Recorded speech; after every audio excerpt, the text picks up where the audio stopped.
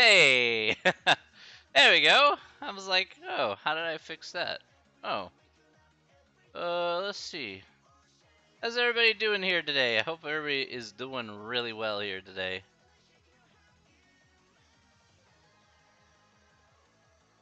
Oh, hopefully you're doing well, Yusuf. I hope you're doing good. Kicked my butt pretty good at Connect 4, I must say. Hey, Wade, how you doing? You doing good this morning? I hope you're doing good, Wade.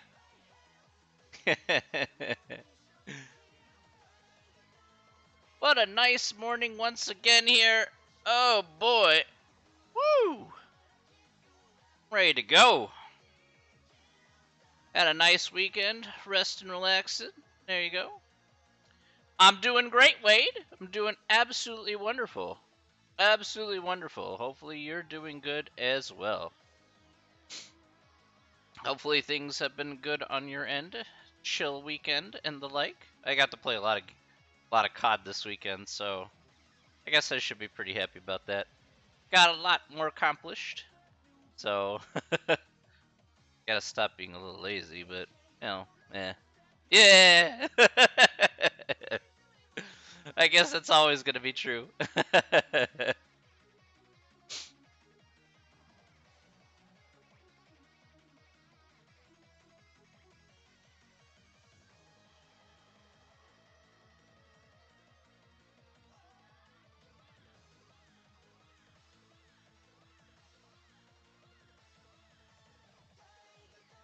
Once the classes are over, why does it say Q&A? Wait, why does it say Q&A? I thought I changed that. That's a great question. I'm sorry. That's so weird. Okay, let me check. Why does it say that is a great question to me. It should have said, hey, Yusuf, that's fine. It's a game. That's the most important part there. That's so weird. I thought that I had this changed. Okay, give me a second here. I know I changed it on my OBS, but info and Q. Go. There you go. Let me change that. Let me change that manually. Since for some reason it didn't change. You got me excited for half a second. I thought you were variety streaming for some reason. Hey! I'm a man who can do variety streaming. Just you know, the primary focus though is always mathematics. That's the first part. Anna, hello. Good morning to you. Good morning. Good morning. How are you doing this morning? Yeah, look, wait. I want to be more variety, but you know what? First and foremost, gotta do the day job. That always has to come first. Then everything else, you know. Then we could go and talk about other things. But you know, first and foremost is you guys and your needs, and then I can put my needs second. So that's how it always goes. I'm doing great, Anna. Doing great. Got a lot accomplished this weekend. Got some stuff to talk about here, but shouldn't be all that tough. Should be pretty nice and easy today.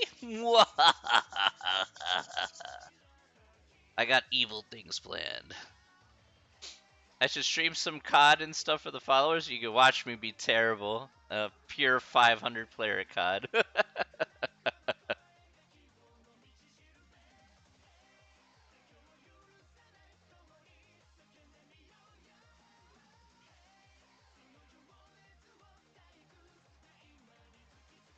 I mean, that's who I am at COD. I'm a pure 500 player. I just run and gun and just have silly old times. Although I did, they had the 2 XP weekend for their starting weekend, and so I already maxed out the PPSH. So that's what I was working on all weekend, is maxing out that gun. once I maxed out the PPSH and I was doing some random questing with some operators, I'm like, yeah, why don't we just get that done?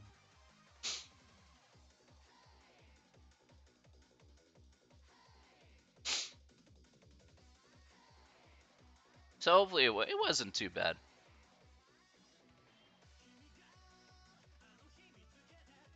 Like I said, I'm okay. I won't say I'm like the greatest player in the whole wide world.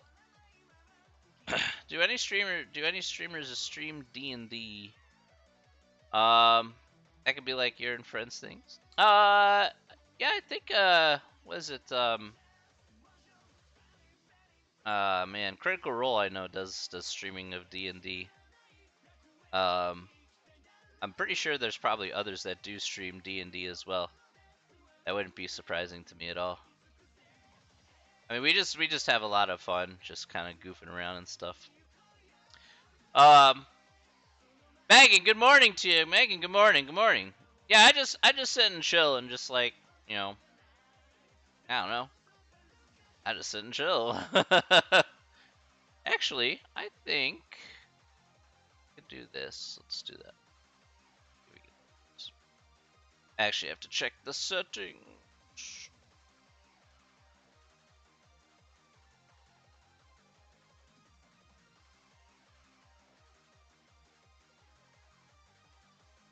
Okay, let's check this here.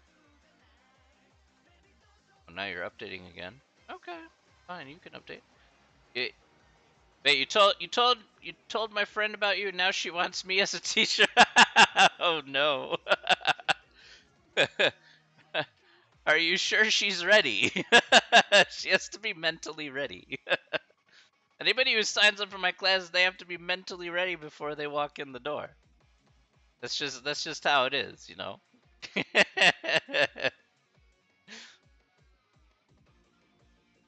I mean, there's a lot of pain. There's a lot of pain that comes with the mathematical field. Let me tell you. As a professor, I must uphold these standards. Okay, very important.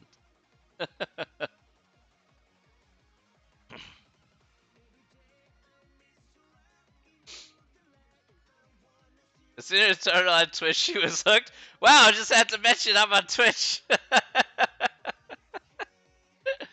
Voila, magic, it happens.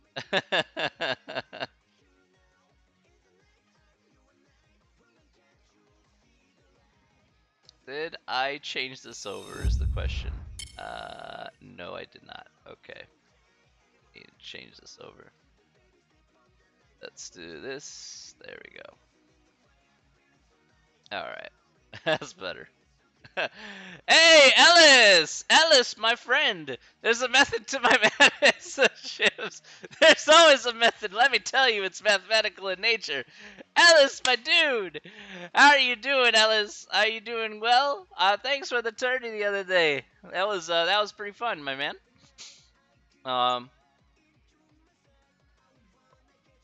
Let's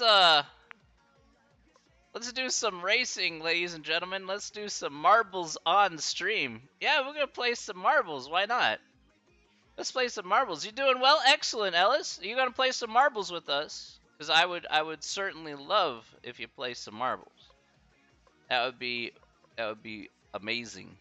Let's try this. All right.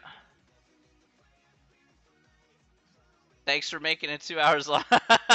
No problem, no problem. Har har. Just because I think through my moves in Connect 4 doesn't mean that I'm a bad dude. Okay? Just impatient, bro. Rigged? Well, you just type in exclamation mark and play. So just type exclamation mark and play and your marble will appear directly on screen. So just type exclamation mark and play. And there you can see your marble appear right there. So if you would like to play, exclamation mark and play. Easy peasy, lemon squeezy. It's just that easy. We'll wait for just a minute or so. Maybe some people are watching those ads that always come through. Exclamation mark play. Very good, Ryan. Excellent. Ryan's in. Wonderful. Anybody else would like to play? Exclamation mark and play. So just type out exclamation mark and play. Then you should be just fine. I'll wait 10 more seconds and then we'll be good to go.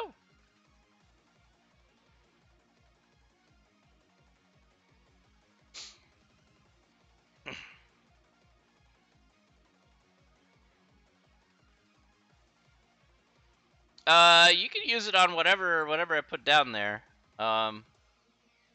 Say something nice, a thumbs up, a hydrate, whatever. It's up to you. Hey! That's how you get it. Fader's in, okay. Fader's in. Very good. Megan, you're a wonderful human being. And you should always be proud of what you do if you put forth your best effort.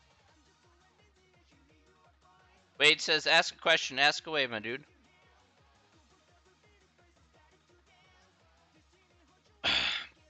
Alright, let's do it. Let's start this.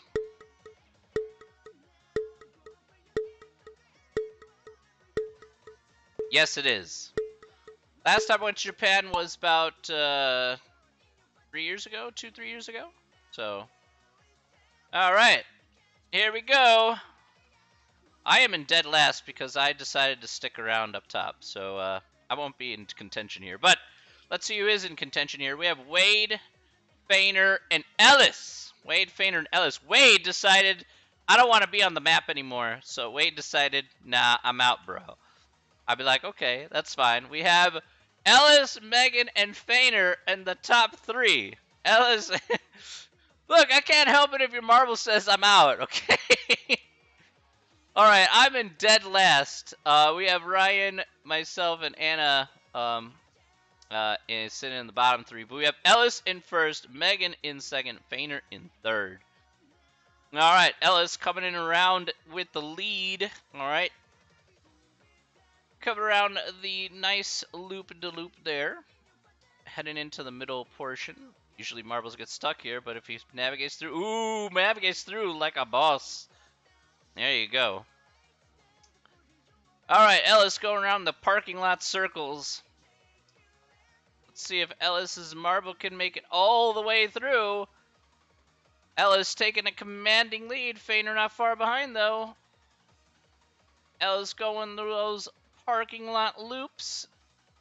Can Ellis get through? Yes, he can. Ellis with Megan Stripe by behind. We have Ellis. Ellis wins. Yes, Professor Slow. You got that right. Ellis is a winner. Ellis is the winner. Megan in second. Fainer in third. We have a very close between Ryan and Anna, and Ryan in fourth. Anna in fifth. And me and my most very sad, very sad marble is gonna come in sixth.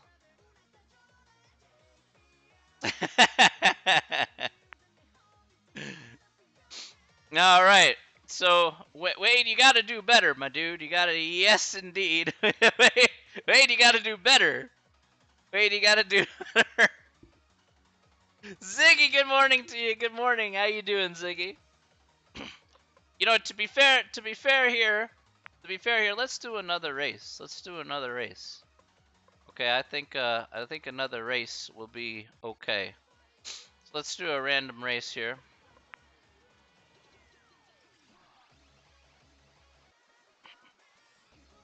Well, your marble flew off the map, Wade. What can I say? All right. Good morning, Cheska. Good morning. How are you doing? How do you join Tristan? You type in exclamation mark and play. Exclamation mark and play if you would like to play. So just like this. There you go, and your marble will appear on screen here. It's a little bit up top above this thing, but don't worry. Wonderful, Cheska. Wonderful. Why don't you? There you go. I'm gonna win. All right, Ellis, can you go 2 for 2? That's the question. That's the question on everybody's mind. Can you go 2 for 2? We got all these twisty, typey, pipey thingies. That's the best way to describe anything.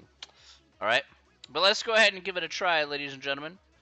All right, I'm gonna take one last check here. People want to play? Exclamation mark and play if you would like to play. If you haven't done so already. I'll give it 5 more seconds here. I'll hit the start button. All right, let's do this. All right.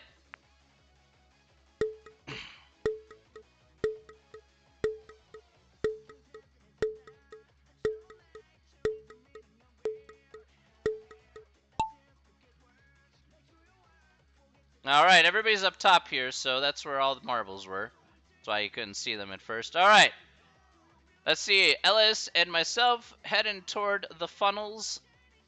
Oh, here we go. Ellis is... It looks like Ellis, Anna, and Cheska going in the top 3 here, but anything can happen when you land down here. Maybe a marble gets stuck for a little bit. Who knows? Anna in the lead, though. Ooh, Anna taking full control.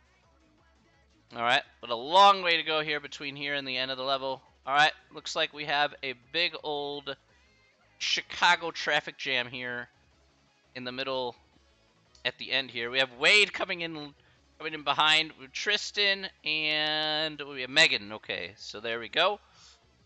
All right, so we have Anna that was in the lead here. Don't know where is Anna? Anna? Oh, I don't know where she went. Oh, Anna's right there. Never mind. Anna's in with Ellis and Cheska. Can Anna pull out the victory? Who knows? We have Cheska in the lead, Ellis in second, trying to go 2 for 2. Megatosta in fourth. All right, Tristan, Wade, and Megan still in the bottom 3. Let's hopefully they can start to catch up. All right, here we go up top here. This is actually a really dangerous one because you can easily fly off here. So let's see if everybody can make it through the spinny wheel of death, and then see what happens to Cheska and Ellis's marble. Ooh. All right, here we go. Oh, Ellis. Oh, Ellis drops down to the bottom. Ooh.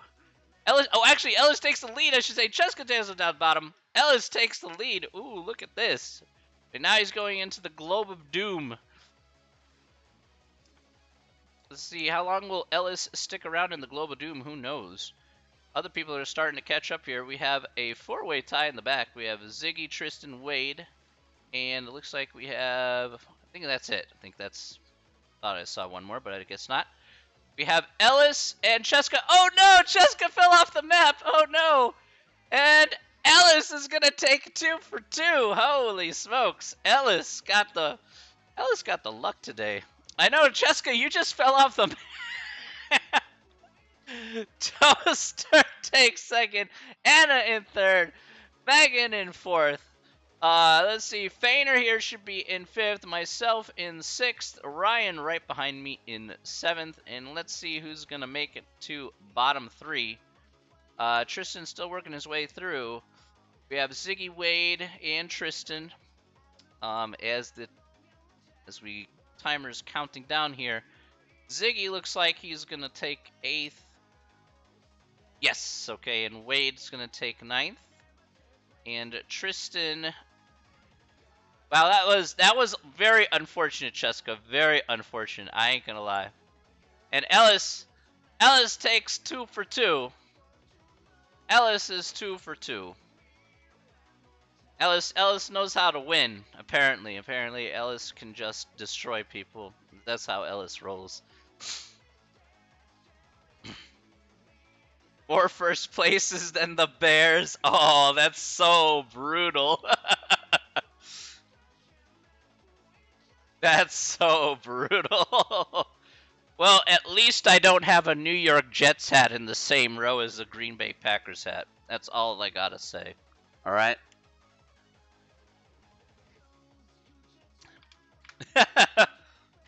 Why you would put the New York Jets on the same plane, I have no idea. It makes no sense. Oh my goodness. Okay, ladies and gentlemen, we got stuff we gotta do. All right, I may come back to this here. Who knows? Who knows? Who knows? Well, trying a different lighting scheme today, so maybe backlight. Maybe it's just this better. Show off my sweaty self. I don't know. Just being a hermit, it works out just fine. All right. Well, let's go ahead and do this here. We gotta do some intros here. We're a little bit far past. All right, fine. Let's do this. Okay, let's get started today. Welcome back to Monday. Hope you had a nice weekend. All right. So today, Cool Dad Club is rating with a party of 8. Hello, everybody. Hello. Hey, everybody. It's stats class. Right. It is Cool Dad's stats class, ladies and gentlemen. Cool Dad is. I want to note the time of this raid. Ladies and gentlemen, let's note the time of this raid for those of you who are from Cool Dad's stream. He is 6 minutes late to my class. Okay, 6 minutes. I want you to call him out and tell him that he's late. All right, all the time. That's all. That's all it is. All right, Ellis, you have a good one. Yeah, take care of yourself. Cool Dad, why are we 6 minutes late? Now 7 minutes late. Oh, Cool Dad, I saw that you went online. I wasn't gonna call you out because it was before the class time started. I'd be like, okay, playing a good level though. I understand we be playing good levels. All right, totally understand. But you late. You late. How do you playing good level great, late to class not so great. We want look. I want to foster what I want to foster in your home. Cool Dad. Thank you for the follow. Thank you for the final, Sunil. What I want to foster in your home is to teach your children that to not to be late for their classes. Okay? We can always play games, but well, okay, maybe teaching is kind of a game to me, but yeah, okay. Anyway, we can always play games. You can come to class too. You did, you did. Wolfie, thank you for the cheer. You have Cool Dad going being late. Thank you so much. Look, Cool Dad's a nice guy. Okay, 100%. Cool Dad's a wonderful dude. All right, he's a wonderful dude. Is that Cool Dad sometimes has those priorities, and he just needs to be like, bro, if he's got the beard game, he can bring the not late game. That'd be good. He got a pre-game, and then you could bring the late game if he can pre-game.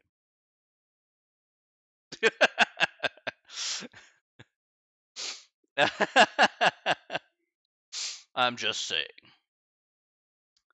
So cool, you haven't seen Professor Teach on Twitch, really? Okay. Let me take a step back here because I've heard this before. Okay, where I started streaming on Twitch right after the pandemic hit over a year ago. Okay, so and everybody tells me that I'm practically the only professor here on Twitch. I don't know if that's true. Honestly, I don't think I am. Maybe I am. I don't think I am though. I would like to say this is like my nice little corner of teaching mathematics. Okay, but I don't know if you guys have heard of other teachers being on Twitch. You should have at some point in the year, right? Am I wrong in this assumption? Question mark. You guys tell me because I honestly don't know. I honestly don't know. I know that I'm one of the few that teaches in my school that teaches on Twitch because everybody else does Zoom and Zoom sucks. So, I think Zoom is awful, but that's just me. Really? Wow, it's so strange. I hate Zoom. Zoom is awful. Zoom can go back to the dark ages for all I care. I really despise Zoom. It's just yuck. Yo,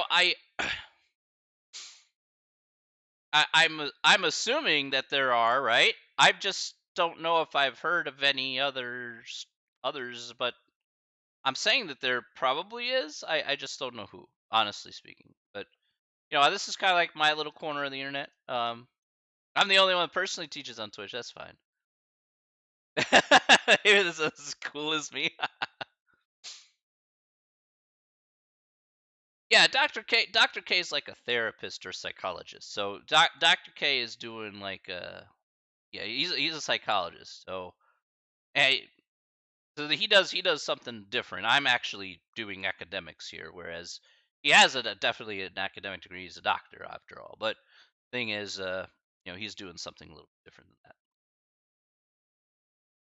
He does a lot of good for the community, I must say.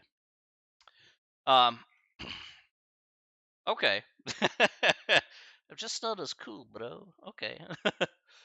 Well, let me let me do some announcements here because I have to actually do some announcements. So, if you guys have seen your emails or not, I did send an email out in regards to the last regular test here. That's chapters 8, 9, 10, and 4. That last test, which numbers bring you more pain? Hmm. There's a lot of numbers that can bring me pain, such as negative balances in your bank account and being charged overdraft fees. That's like a double dose of pain right there. Oh, I don't know how much is in my bank account. Let me use my bank card. Let me use my debit card. Oh yeah, bro. Yeah, you overcharged by $1. We'll hit you with another $30 fee. I'm like, bro, like, how many middle fingers do I want to give you, Mr. Bank? I think I want to give you some. Yes. I mean, those overdraft fees are ridiculous. That's like the biggest scam ever. I'm sorry. There's such a scam. Bank makes a mistake, gives you excess money. Oh yeah, we'll just take it back. Okay, fine. You overdraft by $1. Oh no, gotta hit you up for $30. Like, let's compound the problem. Come on. I tell you what. My bank doesn't give me over. That's good. That's good. Just make sure to always keep up to date with your balance, just in case. Indeterminate forms bring me pain. Ah, I can understand that. Yes. I want something solid in stone. It's very important. Um. Now, I do want to say this here. The last test has been posted along with the practice test. All the homework has been reopened. Okay, so as I mentioned here last week, all the homework has been reopened until the 19th of May. The last test here is going to be due the 9th of May. So that'll be the 9th of May is when the last test is due. And this week here, just to let you know, I will be making up the final exam here this week. Okay. 1 billion% interest. Thanks, Senku. You're the best. Um,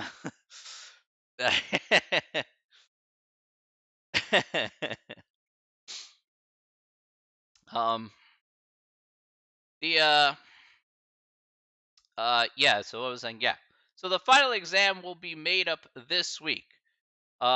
So it will be made up this week. I will be giving you a little few more details in regards to the final exam. At least the due date here is going to be on the 19th here. That's for sure. Okay, so 100% that's going to be due on the 19th, the very last day of class. And then everybody will get their grades after that, and then we should be good to go. Okay. Now, one of the things that we'll talk about here really quick is that now that we're officially done with the material here for the textbook, technically, I always could go over a Q&A here. All right, question and answer. So, if you wanna ask questions about specific things that you're not sure about or you're not sure how to do, okay, that's you can certainly ask me questions here. Should you want to. Okay, I will be taking any and all questions here, so that'd be from the homework, that'd be from the practice tests. I can't answer that, Toaster. Katie, hello, how are you doing? I hope you're doing good. Nice in the afternoon, hopefully over there. Um, The answers to the test, I can't tell you the answers to the test because the questions for the test in terms of the numbers will be different for everyone, Toaster. If I told you the answers, then the answers, I could give you answers to the practice problems. That I can do if you want to ask me a question on a uh, potential practice problem, then that's fine. This time I pulled all the problems there off the homework there, so you should have a very good idea. It should look like exactly like the homework questions here. So again, um, that's perfectly fine. Can we go over 4.2 a little more? It's a little confusing. Yeah, absolutely. Absolutely. We can go over 4.2 more. Talking about R. Um Oh no, you can come and jump in and say whatever. That's fine. How many questions on the test? Well, this test here coming up is going to be 25 questions. So yeah, 25 questions for this upcoming test. And for the final, I haven't decided yet, but I'm leaning toward probably like 40-ish type of questions for the final. So it is a combined final. Yes, I will say that way. That is definitely true. So it is a combined final. I will be taking questions from all three of the tests there. Also, as a good recommendation from you guys here last time, I did reopen the practice exams from the previous two tests. So you'll have a chance to take a look at those to help yourself prep for the final exam. So should be good to go there in that regard. All right. Your final for your previous bio class is 160 questions. 160 questions. Now, the most amount of questions I've ever given on a test was 100 on a math test, but only because that was a pre-algebra class, so a lot of the questions went by really quick.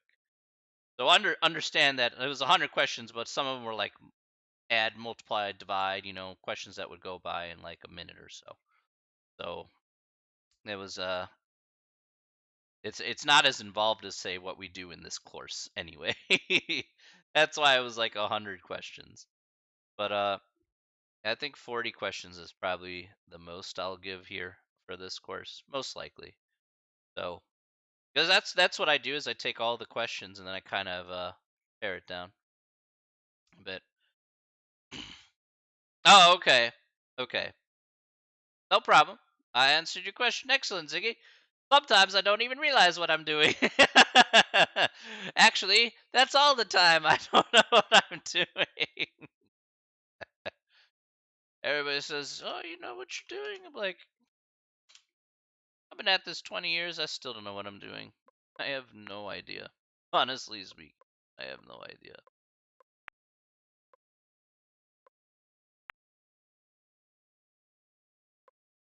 I'm just like, "Yeah, I'm here."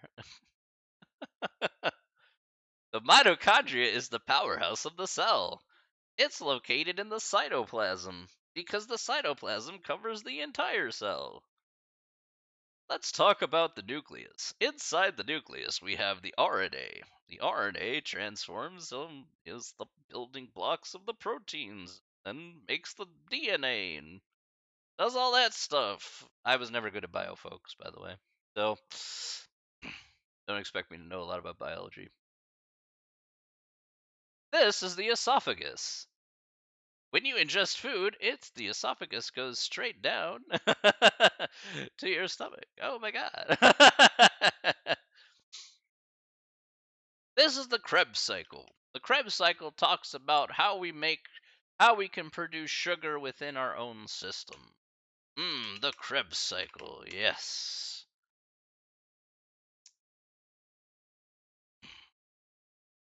More than I was wondering about the esophagus while playing Minecraft.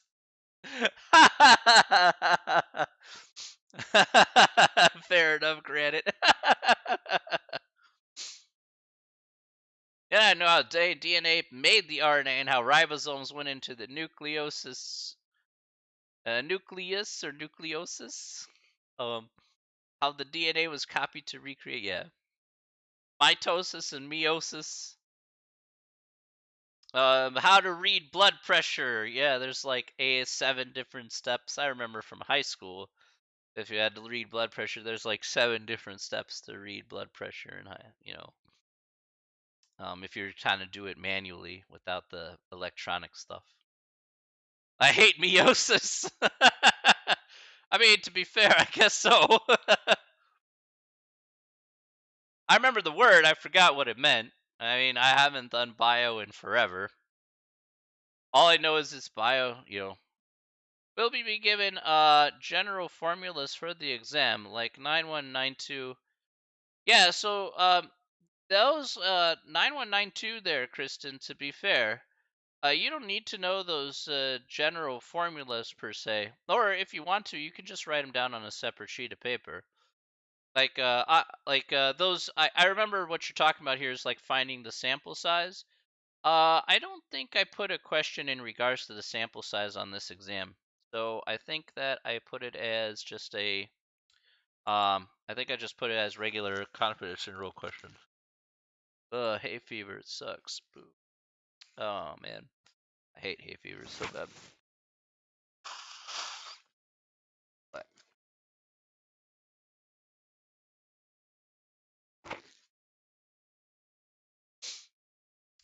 Han or Greedo? Who's Greedo? You mean Lando? By the way, the answer is always Han shot first. Because Han doesn't give a crap. I know what Star Wars is. I'm saying, is it Han and Lando? I don't think it was Greedo, right? Was it Lando? Not Greedo? I always get confused.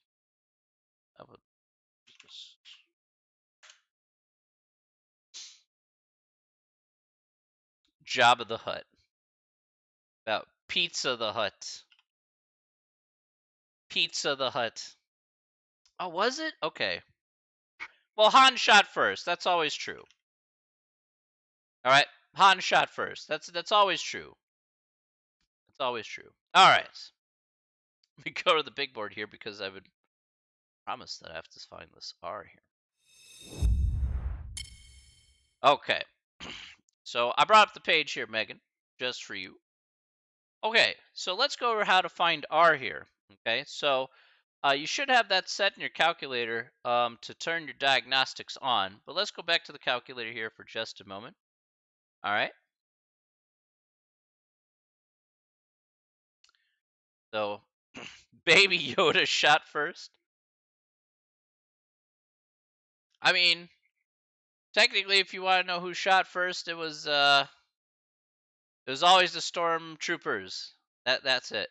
There you go.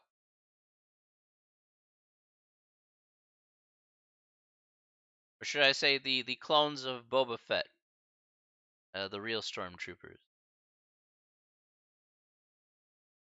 Okay, so here's what I got.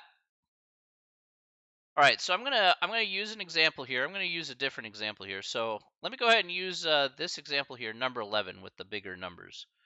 Okay, so in order for us to solve for R here, Megan, what we're gonna do here first is we're gonna go ahead and hit the stat key here, and we're gonna go over to edit. Okay. Now, if you have anything on your list here, L1 and L2, we'll go ahead and clear out. We'll go at L1, hit clear, and enter. Go to L2, hit clear, and enter. Okay. Now, list number 1, we're going to put all the X values in there. So just like I have highlighted on the screen here, let's put all the X values in there.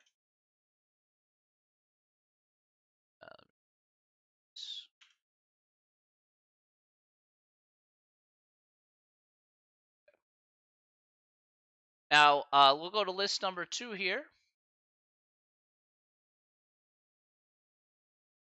Let's go to list 2. Now, list number 2, we're going to put the Y values in there.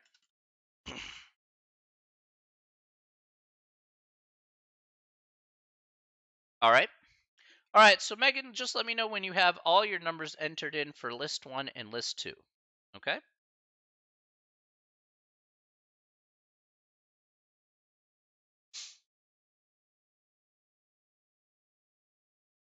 Okay. So now what I would like you to do is hit second in mode to quit to the main screen. Okay. And what we're going to do next is we're going to hit the stat key here. I want you to go over to the calc menu here. Okay, so going over to calc. I want you to go down to number 4. Number 4 says linreg ax plus b. So this is what we want to do here for this case. Hit enter. Now you may or may not see this submenu here. But what you do want, if you have the old school calculator there, Megan, I don't know if you do or not. Um, but again, this is what you want here to put into your calculator here. You want linreg x plus b L1 comma L2. Your x should be L1. Your y list should be L2. And you have a new school? Excellent. Okay. Everybody's calculator is different because, some people get hand-me-downs. And some people like me just find them randomly sitting somewhere and just take them. Uh, yes, that happens. Okay, and so here we have y equals ax plus b. And so we have, again, we have r down here. If you take a look, r here is negative 0.9701.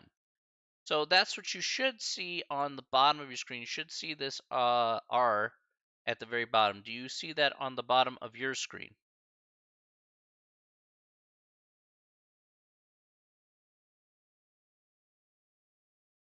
Okay, perfect. No, you don't see that on the bottom of your screen, Ziggy? Okay, you have to turn your diagnostics on your calculator. So, okay. Oh, you don't see this numbers there. Okay, hang on a second. Ziggy, do you see the numbers that are highlighted on the right-hand side here?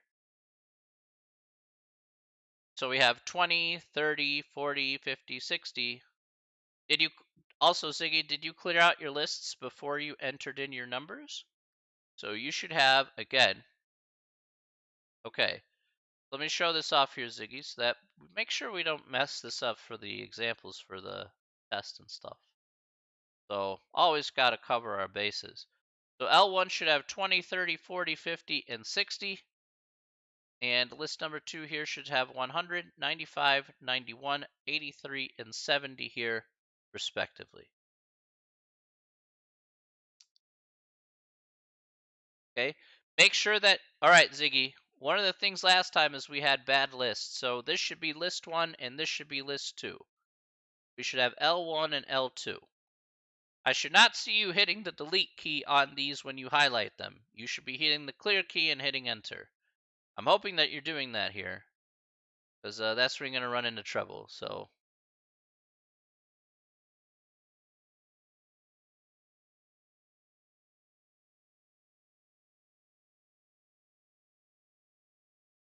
hey, Dylan, how you doing, my friend? Got that? You fixed your list. Okay, good. Now, if we quit to the main screen here, we're going to hit the stat key. Remember to always quit to the main screen here. Dylan, I'm doing good, mate. I hope you're doing good, my friend. Go to calc, go to linreg, ax plus b, and then again, you should have L1 and L2, L1 being your X list, L2 being your Y list, and hitting calculate here.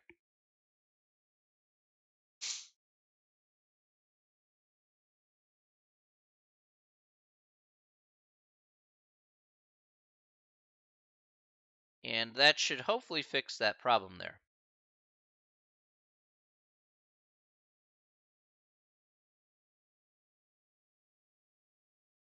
Then you should have the same thing that I have on my screen. I hope you got that there.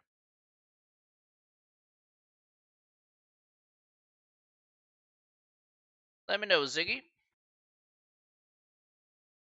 Okay, I did that, and the bottom numbers are oh, the bottom numbers aren't there. Oh, yes, then you need to do something special here. Okay, you got different numbers. Uh-oh. Okay, let's back up.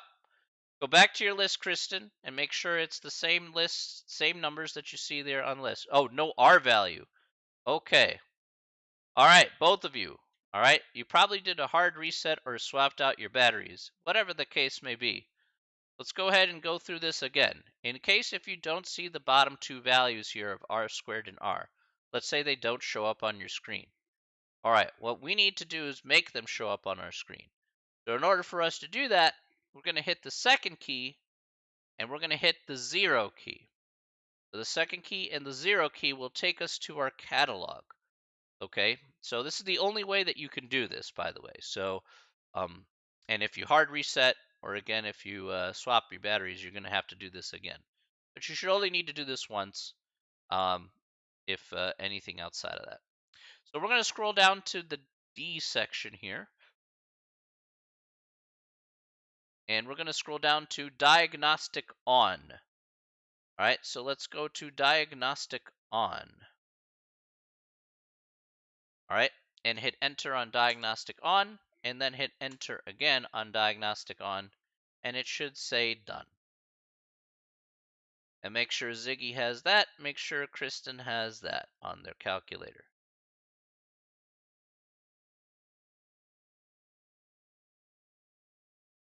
Hopefully we have that going. Let me know when both of you have that done. Let's type done in the chat and board. Diagnostic on, yes, Ziggy.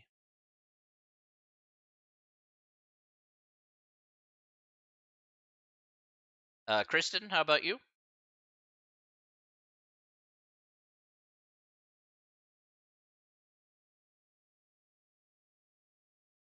Okay. Now let's try it again. Try it one more time here. So we'll hit the stat key, go to calc, go down to number 4. All right, do the same thing again. And now you should see r squared and r show up at the bottom of the screen. So if r squared and r didn't show up at the bottom of the screen now it should definitely show up at the bottom of the screen.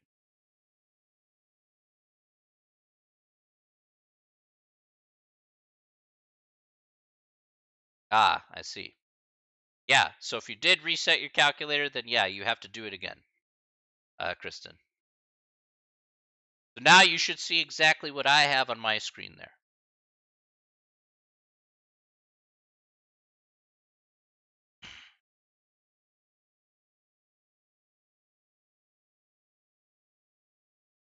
Yeah, okay, perfect. Nice. All right, and that's exactly what I'm looking for there. So now you got R, and so R is, in this case here with our numbers, was negative 0.9701. Fine. You have R squared, which was the coefficient of determination.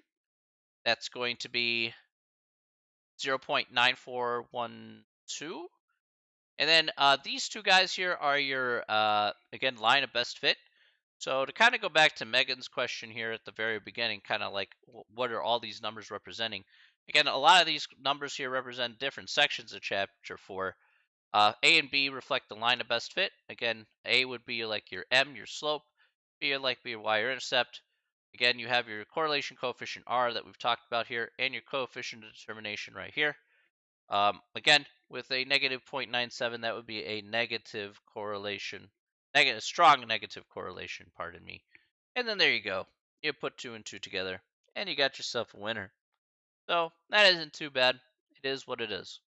Good stuff. All right. Any questions about that?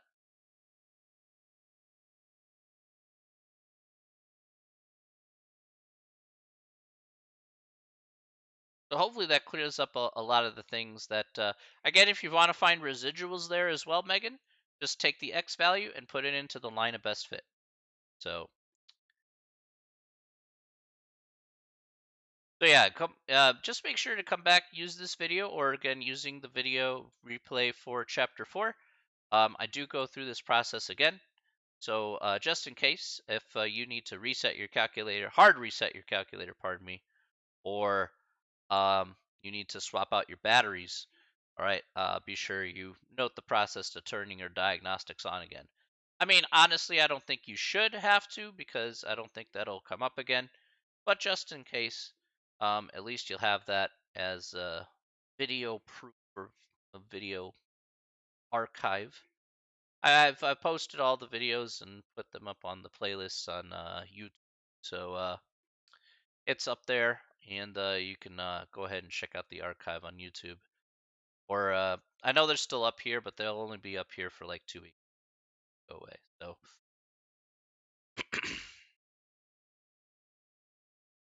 that's why we archive. Archiving is great. Hey.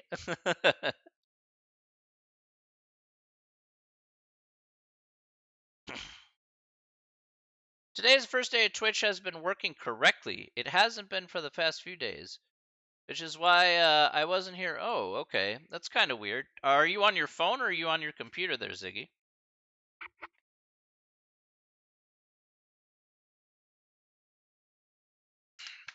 Thank you, Anna. Ah, you're on your phone. Okay. Yeah, the app there is kind of hit or miss on the phone because of course it depends on your Wi-Fi. It all it kind of you have to have a excuse me, especially on the phone here, having a Wi-Fi connection is fairly important, and the phone app is a little dodgy at times. But the Wi-Fi connection probably is the most important thing. If you need a good solid connection to make sure that you're running on Twitch properly there. Otherwise, I would recommend again a laptop or something, maybe even like a Chromebook or something, and you could run it off of that, where you're going to have more consistent connection. The app kept crashing. Okay, yeah, that may be a compatibility issue. I don't know. That's a thing on Twitch's end. Maybe they've had issues with their app or something, and that's fine. That can happen. It's just software that they can hopefully fix. So no app is perfect. It's like no phone is perfect. So there you go. That's good. That's good. I was thinking, maybe I should get a new phone, but then I was like looking at my phone. I'm like, nah. My phone is pretty old now. It's like 4 years old or something. But yeah, it works just fine. So I don't need to I don't need to replace anything. Besides, I hardly take photos on it and anything, so I don't know if it matters anymore. I have the One Plus I have the One Plus 6. One Plus 6 is my cell phone. So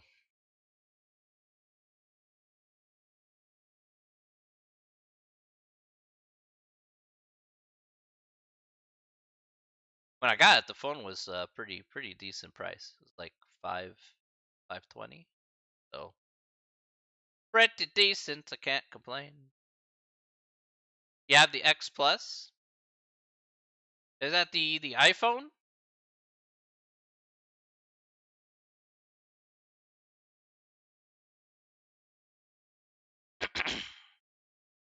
Is that it's the iPhone.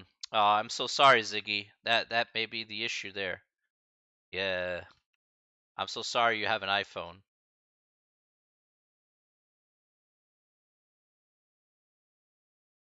I'm so sorry. I'm terribly sorry.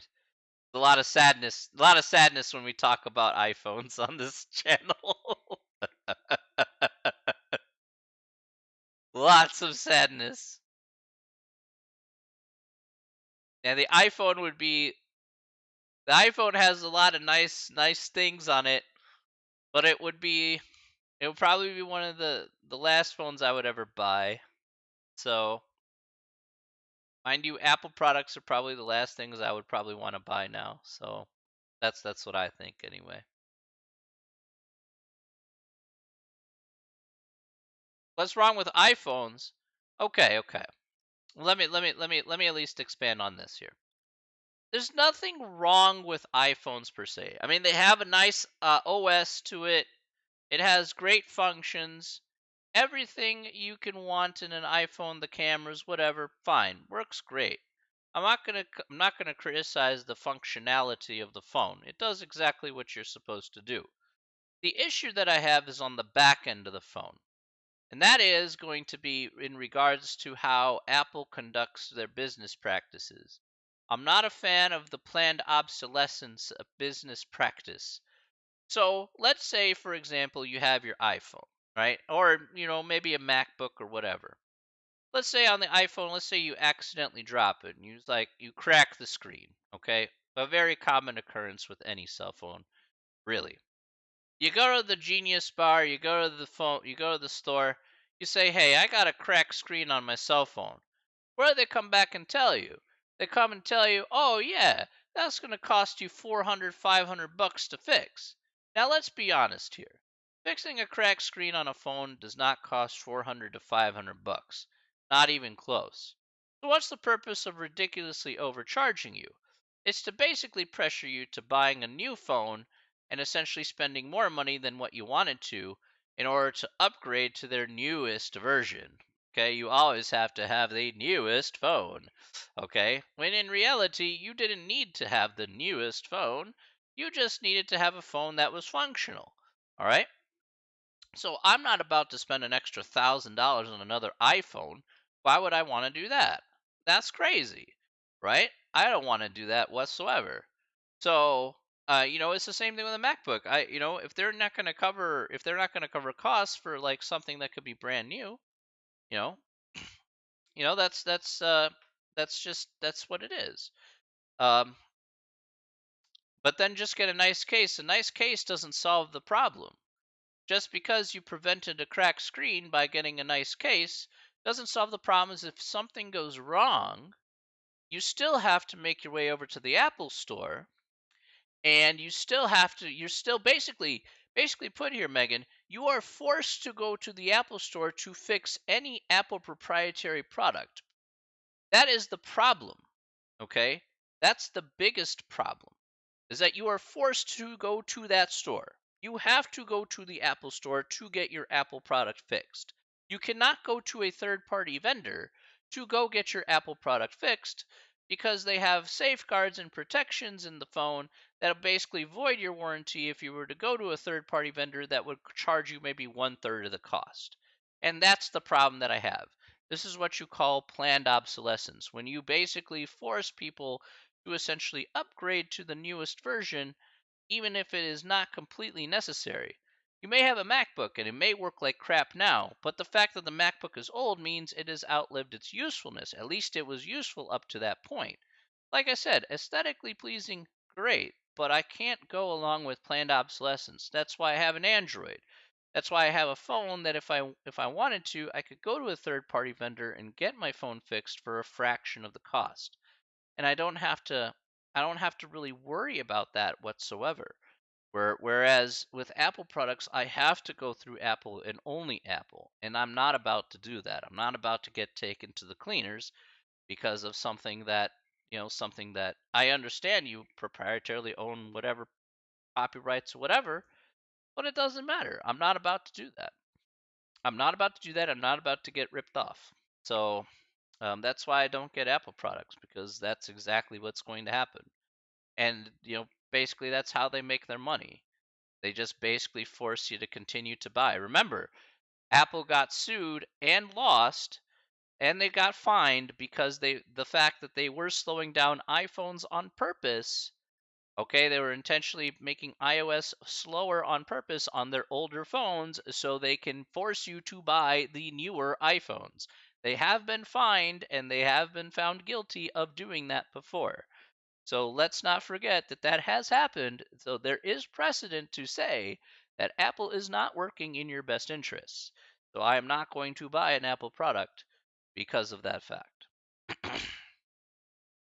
Yeah, I don't care what you say. Allegedly, it doesn't matter to me. All right? You know it's full of nonsense. Protecting batteries, that's ridiculous, okay? I'm not I'm not getting a new computer anytime soon because I'm in the process of moving right now, so I'm not going to worry about it until. Okay, I mean that's fair. Yeah, once you get your stuff settled down, and then you can go ahead and buy a new computer. Perfectly acceptable.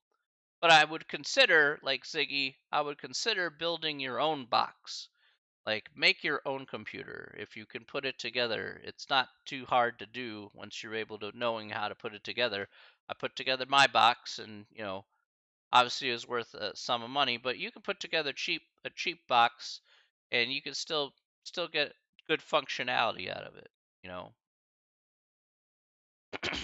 so you can put together a desktop. The problem with laptops, and I've bought laptops in the past, and I think everybody's gone through the same issue. And it doesn't matter what manufacturer. Biggest issue with laptops is that eventually that battery's going to die, and eventually that battery is just going to not be useful, and eventually the cost of the battery is going to outweigh the cost of the rest of the laptop. Uh, You know, Applications get bigger, then things tend to get slower on your computer, and then battery has to work harder on your laptop. And the lithium ion doesn't last as long as it did before. So, um, because the more you charge it, of course, the less it's effective. So that's just how it is for batteries when you use lithium ion. That's how it is. Computer's still working all right for basic things. It's just I want to do something this. It's just yeah, yeah, definitely Ziggy. I would look into actually, getting a box. Maybe getting a desktop would be the right thing to do. I don't know, or maybe getting a Chromebook and a desktop, so where it's a little bit cheaper for you on both ends. So that could be something that you may want to do. You have the Chromebook, links to whatever. Like I know the phone isn't the best. Like it sucks watching Twitch. Yeah, I totally understand that. Totally understand that. Older hardware is gonna have a tough time. The things that require more robust connections. That's true. You need a robust connection. That would be helpful. I use laptops mainly. I don't like sitting in one place when I'm on the computer. That's fair. That's fair. 100% fair. You don't have to. You don't have to look. If that's what you like, that's perfectly fine. Just for me, the issue with laptops is that you just have to be careful about the battery, and that's about it. So the battery's gonna fade over time. That's just inevitable in every laptop.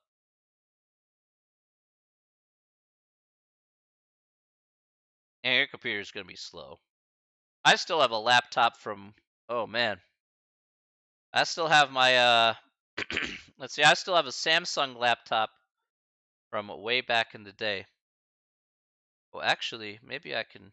I don't know if I can show this off or not. Well, I don't know if I should. That one's super slow. It may take the rest of the time just to boot up. I have my old Samsung laptop from way back in the day. And I mean super way back in the day. And this is like even with me during I think I got it in Japan during. No, I don't. Oh, I didn't get it in Japan. I got it here. But still, it's like a super old Samsung laptop. It still has Windows XP on it. That's how old it is. So, but it has like all my old files on it from way back when. I think when did I get that laptop is the question. I don't remember. Let me check. This come out. I got it. I got it 10 years ago. Yeah, 10 years ago. That sounds correct. 10 years ago. I got it. Wow. Do I want to become famous? You're famous now, my dude, by being banned. Congratulations. All right. Um,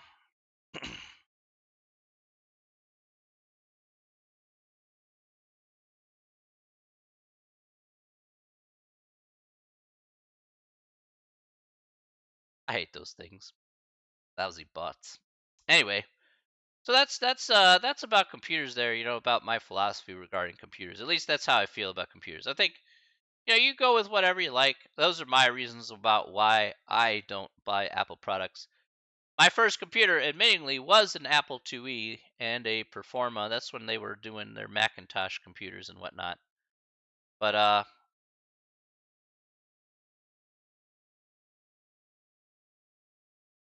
okay. I mean that's absolutely fair, Ziggy. That's absolutely fair. I like the flexibility of a Windows PC. Okay, PC the master race. I like that flexibility. Some people like the simplisticness of a Mac, because of its aesthetically pleasing kind of iOS. Um, but or even their not even iOS, just their OS X. But I prefer having the more flexibility of trying to fix my own issues with my PC. So if I need an issue fixed with the PC, I know where I can try and get that done myself, or I can go and get something done if it needs to be professionalized in some way. Macs are super overpriced and you can do more on a PC. That's true. That's very true.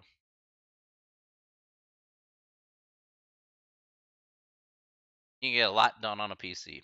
That's true.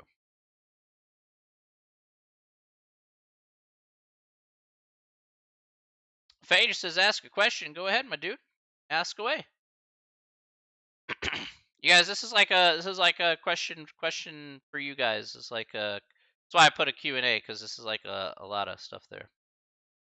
Sister has PC. She loves it. Wonderful. So that should give you. That probably would put you over the top in terms of getting one in the future. Then you guys can ask me whatever question you want here. So if you have a when you're done, I need help with homework question number 1 on 10.2. Let's do it. Let's do. Yeah, you guys ask me some homework questions too. That's what we're here to do technically. So let's go to Anto.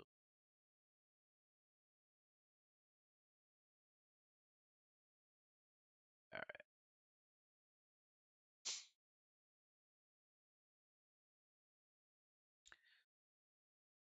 I mean, you're free. I mean, you've been free to go anytime you wanted to in this course, Megan. If you don't have any more questions or just want to sit and chill and hang out, totally up to you. I'm leave it up to you for whatever. But again, I'm gonna be here to answer questions for practice test, homework questions, and the like. So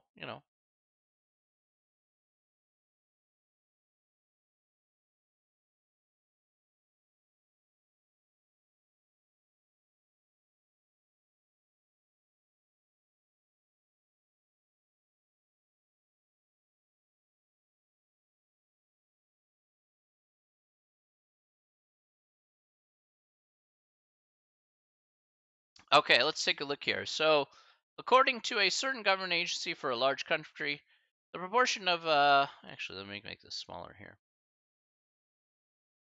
No problem, Megan. I'm here to help. According to a certain government agency for a large country, the proportion of fatal traffic accidents in the country in which the driver had a positive BAC is 0.34. Suppose a random sample of 112 traffic fatalities in a certain region results in that 51 that involved a positive BAC. Does the sample evidence suggest the region has a higher proportion of traffic fatalities uh, involving positive BAC than the country at the 0.05 level of significance? All right. So in this case here, what do they ask us to do? Round to one decimal place. All right, fine. So because NPO times 1 minus PO. So basically for this talks about 51 over 112. That's going to be our P. All right. So, or actually, I should say 0.34. I'm sorry. I'm looking at the wrong one. Looking at our 0.34 here. So we need to look at our sample size here specifically, which is 112. Let's look at 112 times 0.34 times 1 minus 0.34. Okay, so here we get 25.1328. So we're just going to put in 25.1 here. 0.1, please. Okay. They want one decimal place here, by the way, Feiner. So that's why I'm just putting 0.1. This has to be bigger than 10. Okay, so one of the things that has to be true is this.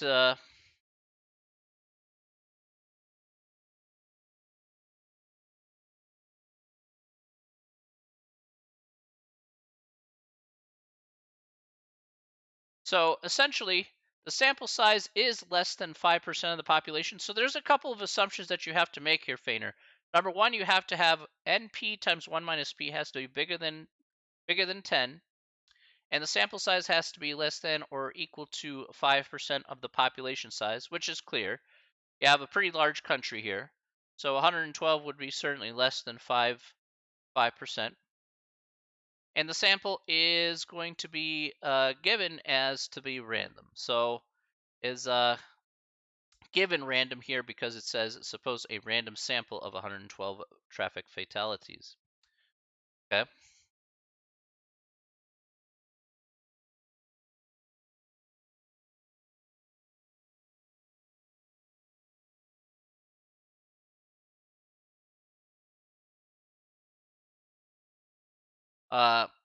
So we would say that the requirements here are satisfied. So this is like the requirements, the kind of the behind the scenes requirements here, Feiner, for this question. So we'll go ahead and check this answer here. And that happens to be correct for this one. So that's fine.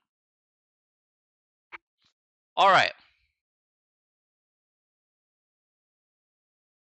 Why does it have to be greater than 10? That's just one of the conditions here for section 10.1. Let me, or 10.2, right?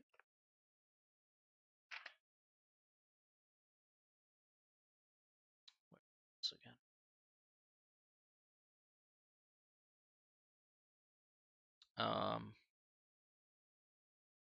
Yeah, so I think this just has stuff to do with a sampling distribution has to be bigger than or equal to 10. So just one of those. I would just say it's one of those random requirements. It needs to be. It's just basically showing that the sample size is sufficiently large enough, where it's not like 10 people would be kind of like our minimum if we want to make it kind of like showing that it's approximately normal. So they have two checks. Number one is that if it's bigger than or equal to 10 to go along with the proportion, uh, the standard population proportion, and then of course less than 5%. So you have kind of like that sweet spot about where the sample size should be for your study. You have a question there, Ziggy? Go ahead.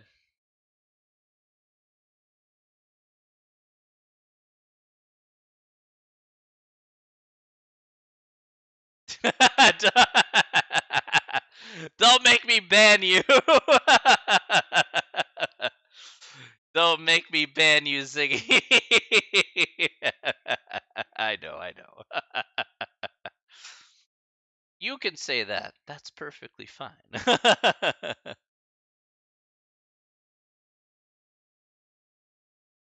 All right. Okay, so now we have to determine the null alternate hypotheses. So here we're dealing with the population proportion here, P.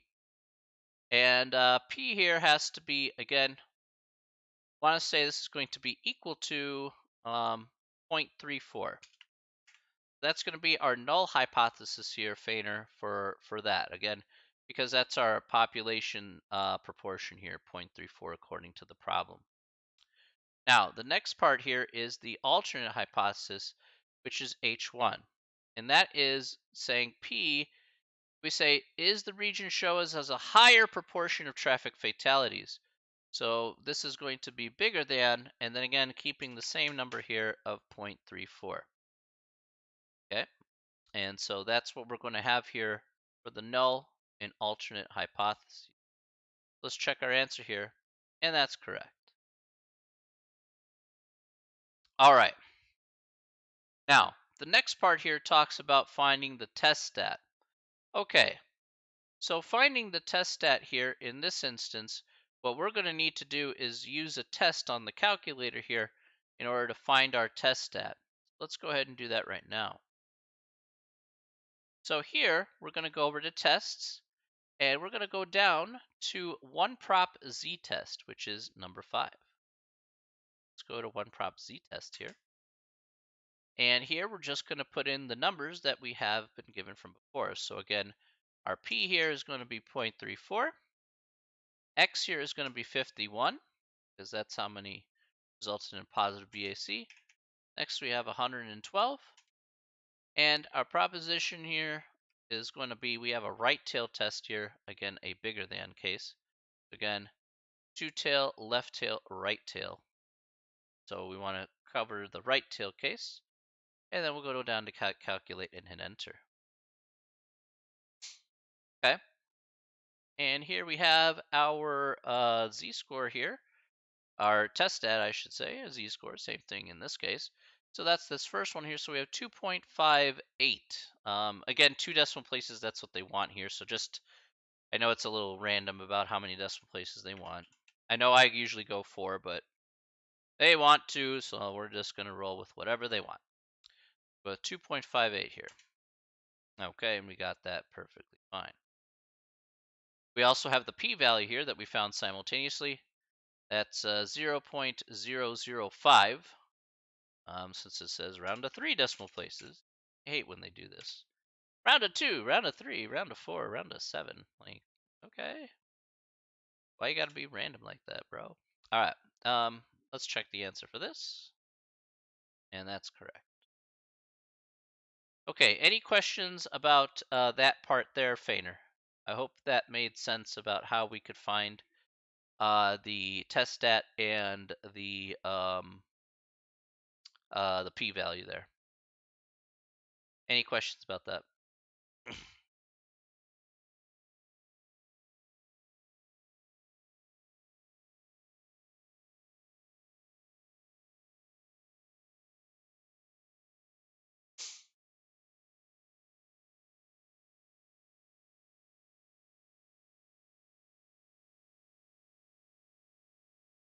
All right, no questions there. Nope. All right.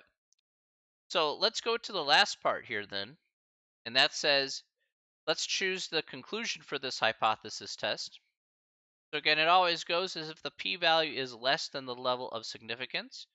So again, first of all, the nicest part is that you can eliminate A and C. P-value being bigger than, uh, uh, let's see, p-value being bigger than, so actually you can eliminate A. P-value being bigger than the level of significance, reject the null hypothesis that it doesn't make any sense. All right, so we want the p-value here is less than the level of significance. 0.005 is less than 0.05. So since the p-value is less than the level of significance, we're going to reject the null hypothesis and accept the alternate hypothesis here. So that's what we want to do. Check that, and there we go. Winner, winner, chicken dinner. And we got that problem done. Hint, hint, by the way, this is a type of problem that may or may not appear on the test, so not a bad question to ask.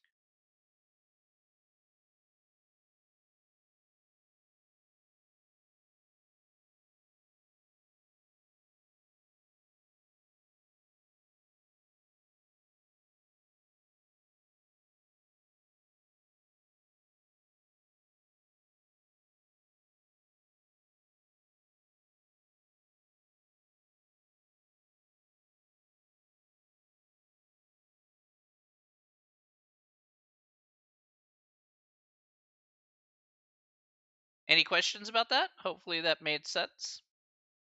If anybody has any more questions, by the way, please feel free to just go ahead and ask.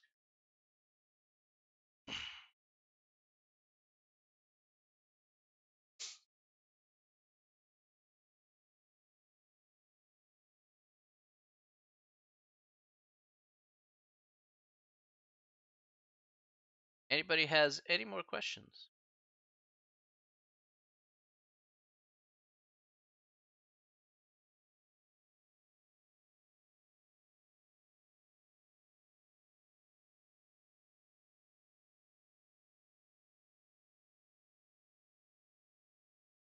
Would I be able to do a question? Yeah, sure, absolutely. Let's do it. Let's do it. Question 4, 9.3. Let's go.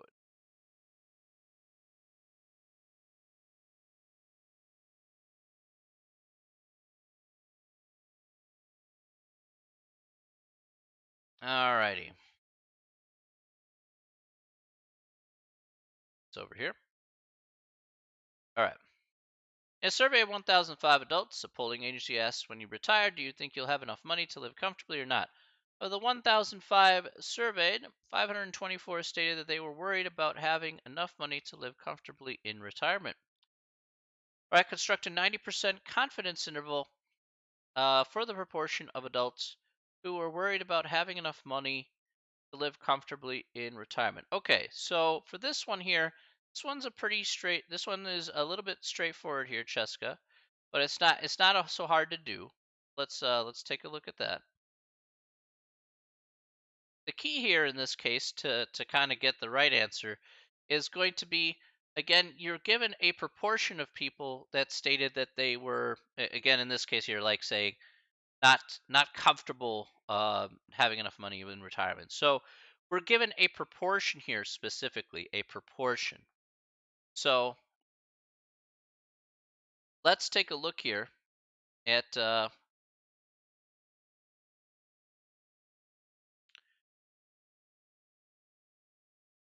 let's take a good look here at what we have to use on the calculator to get our values that we want here. So in order to get that, we're going to hit the stat key here.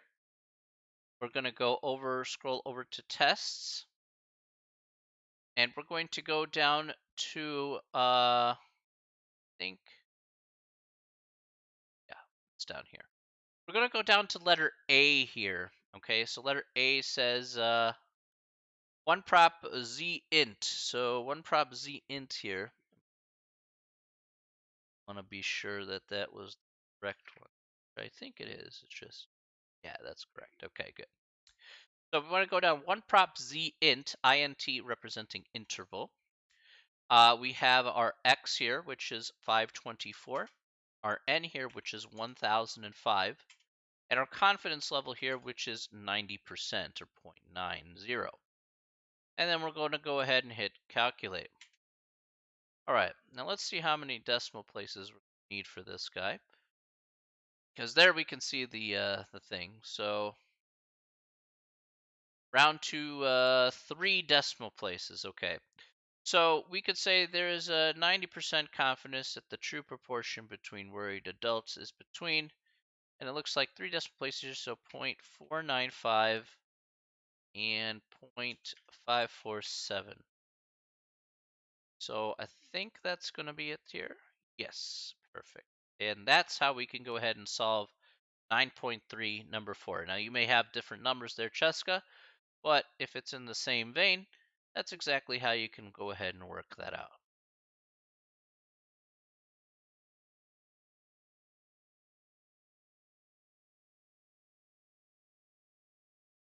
Are there any questions about that one? That one's hopefully not too bad. Quick, simple, and easy, hopefully. There may be a question about that on the exam. Maybe. Oh, okay, okay. I see, I see. Yeah. So this is prop represents proportion. So that's like, again, something out of something else. All right. T interval is like if you're given like just a sample size, for example.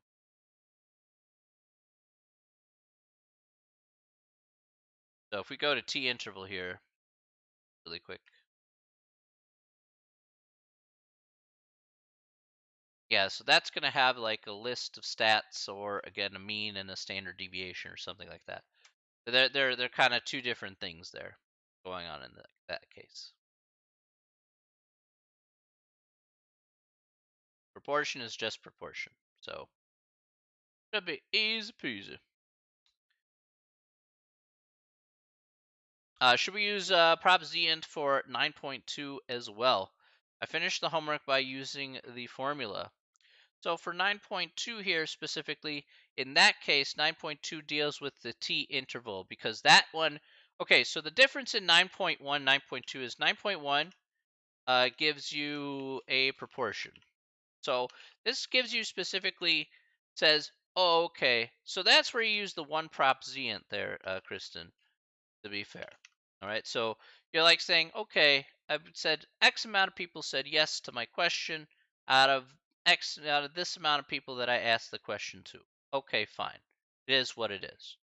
All right, whereas in section 9.2, okay, 9.2 usually gives you a mean and standard deviation along with the sample size. So that's how you know you have to use t-interval. It really depends on the information that you're given there, Kristen.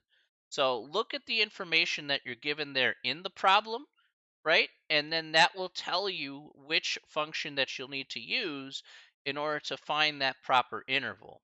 Okay, so In our case here, again, that's what you'll have to look for here very carefully.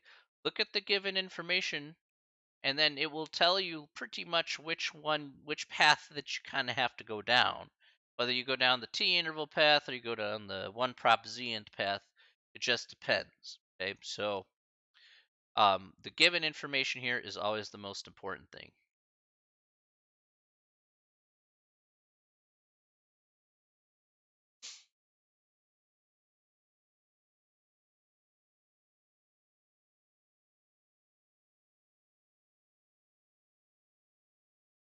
Hopefully that clears that up there. Now there's I know these last 4 chapters especially were probably the toughest chapters. So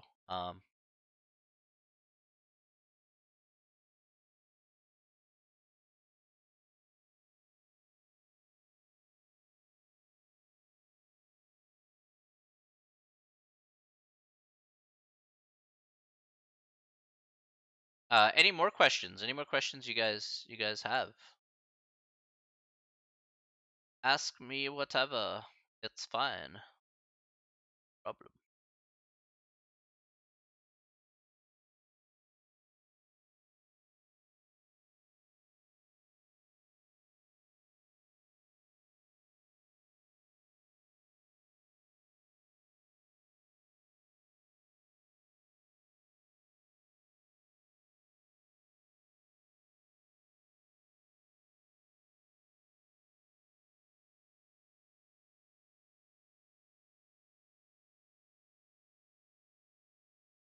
Anybody else have any more questions? For now, anyway. I'm sure that a lot of you will have some questions here moving forward.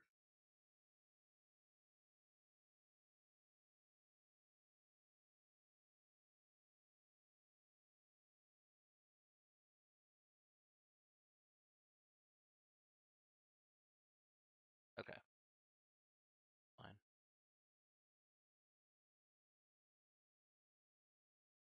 Any more questions, anybody?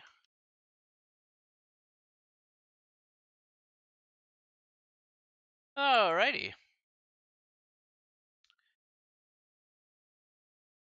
Right. No. Okay.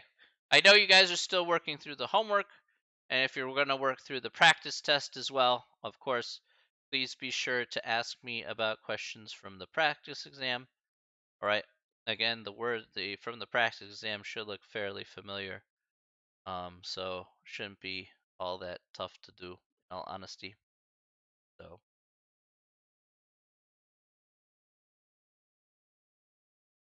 all right. Very good. Very good.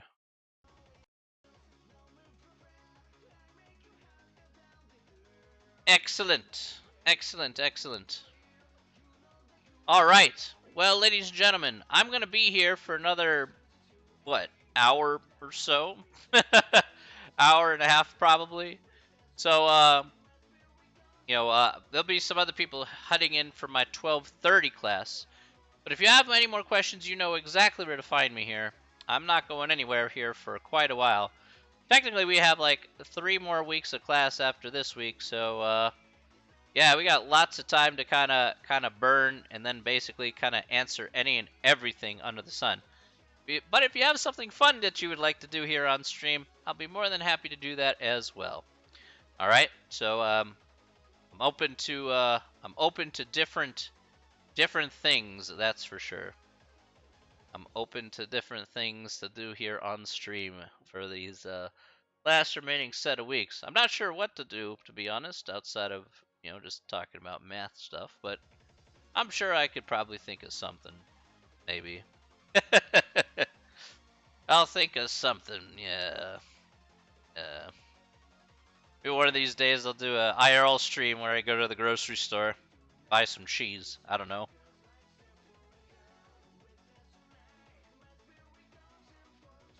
We'll do that. Vader says, ask a question. Go ahead, my dude.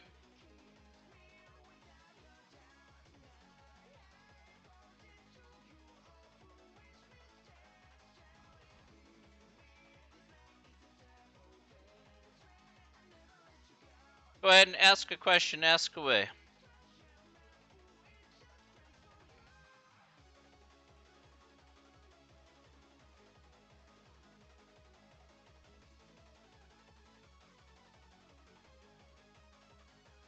All right, 10-2 question 4. All right, let's do it.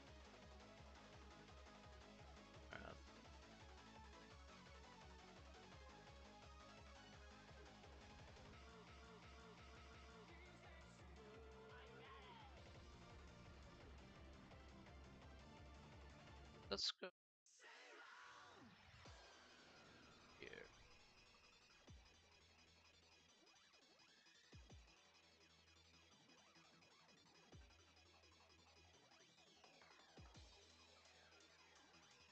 The X is hidden?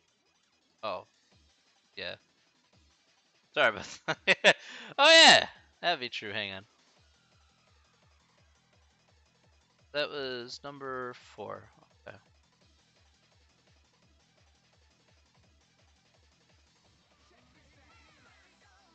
All right, so same thing as what we did from before here, Feiner.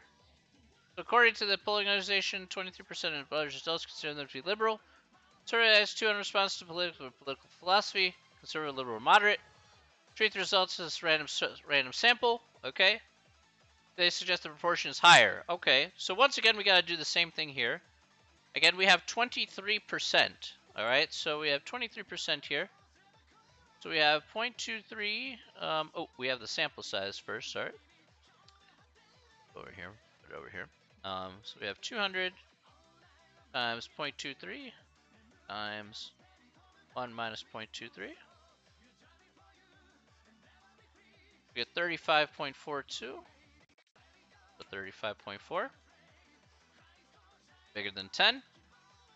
Again, it's less than 5% of the population size since it's a large region. So is given to be random here. So just like it was last time. So everything is satisfied. So that'll be fine. Okay, so let's take a look here. We have H0.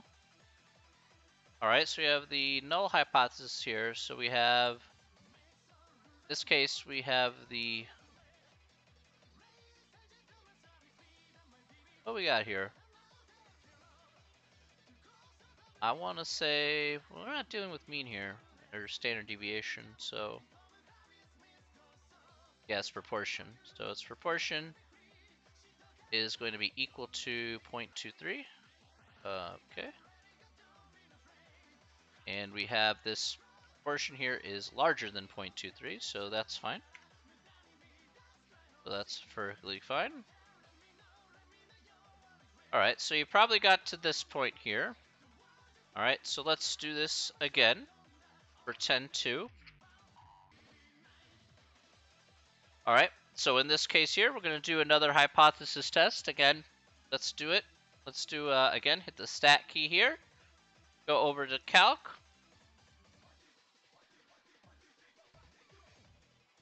Okay.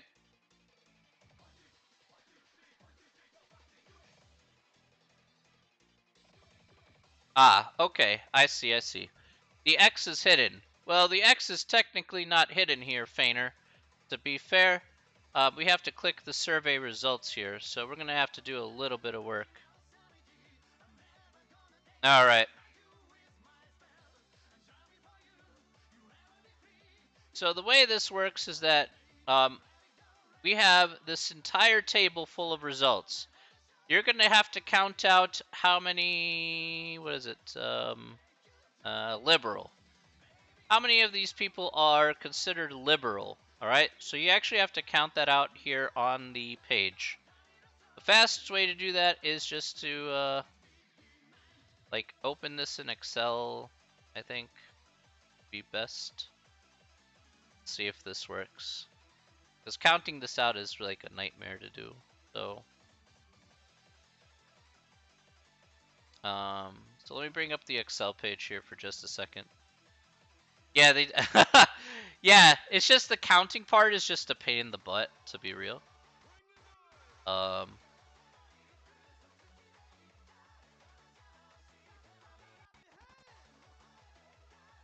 Let's see if I can do a find here.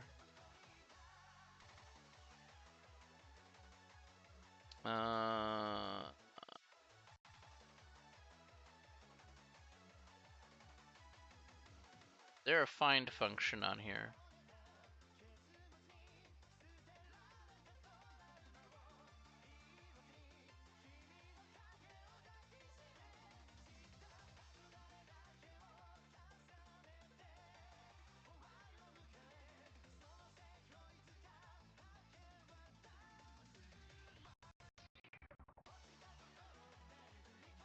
Oh. That require more than I thought? Maybe it does. Find, let's say.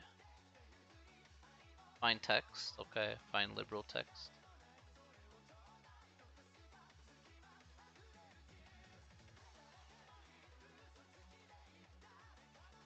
I've never used this before, so.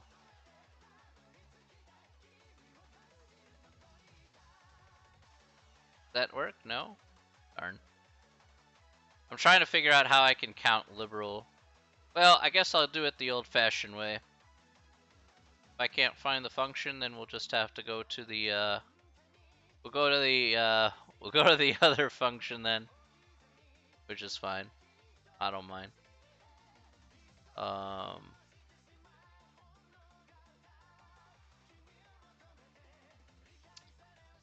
Let's see. So the other function that I could use here is just going to the old-fashioned way. Athena says to hydrate. Yes, ma'am. Will do.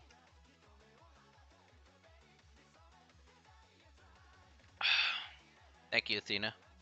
I hope you're doing good, okay? I'm with you. So here's how I'm going to do this. I'm just going to highlight liberal, and I'm just going to hit the control key for every time I see the word liberal, and then just make the count.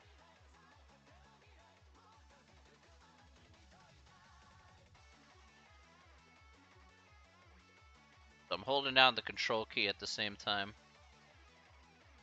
Let me do this all manual-like. Because I'm not good at things.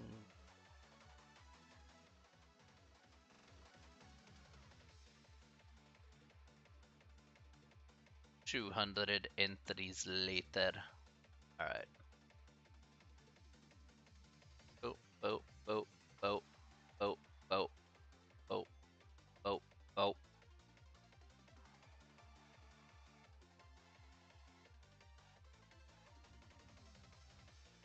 Oop. Oop. Oop. I don't want this. It's away. This. There we go.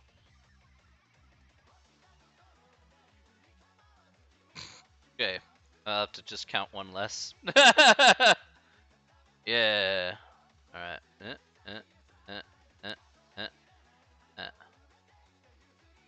I don't think I missed one.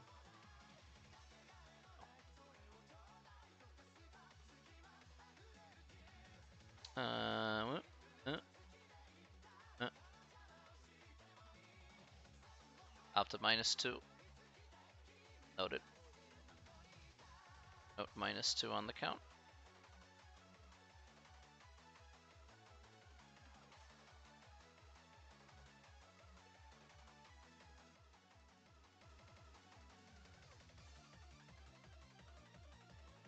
Let's see here.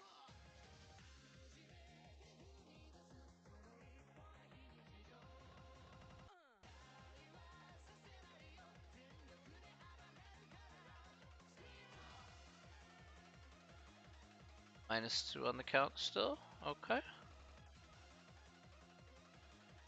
Uh, uh, uh, uh, uh, uh. So let's see here. We have 72. All right. So according to what we have here, we have 72. You can take a look at the countdown here. I know it's a little hard to see, but there's a countdown here on the bottom of the screen. So, hey Ziggy, take care of yourself. Have a good one, my friend. So there's 72 liberals in this count here.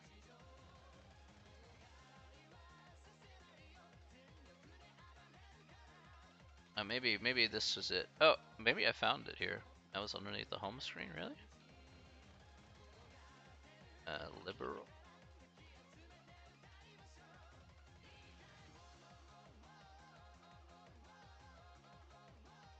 How many are there?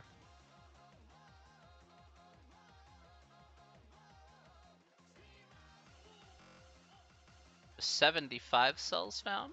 Really? I just missed click. Okay. Well, let's go with 72 or 75. One of those is true. Maybe 75 liberal. But whatever, we're gonna go with that. Alright, fine. This is why sometimes doing it like this is easier. Okay. Now, after having that disaster, now we know what x is. X is equal to 75. Alright, go with that. So we're going to go over to test here on the calculator. Go to one prop z test here. And we're going to go to 0.23, go to 75, go to 200. Oh, you already got it? Okay.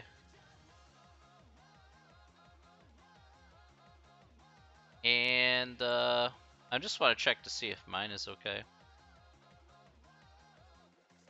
4.87. Is that what we got? No. Should be 75, right? Let's see if it was 72.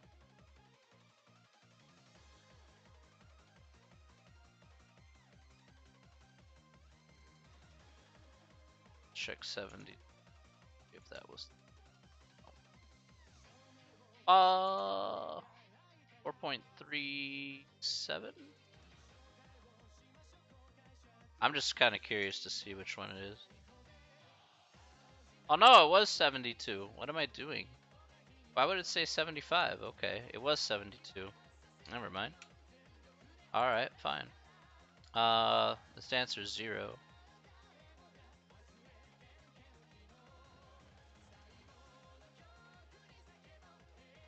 Okay.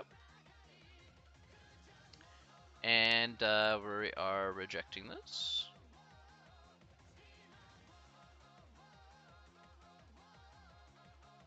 Alright, good stuff. Easy peasy. I had to check to see if it was 72 or not. That's a little tough with that that thing. Anyway, there we go. We got it. Perfect.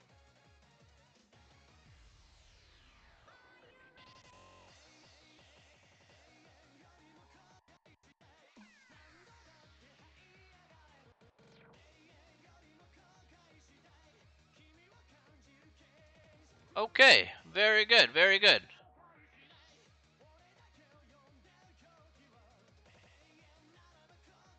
Okay, so really quick here. Let me check here.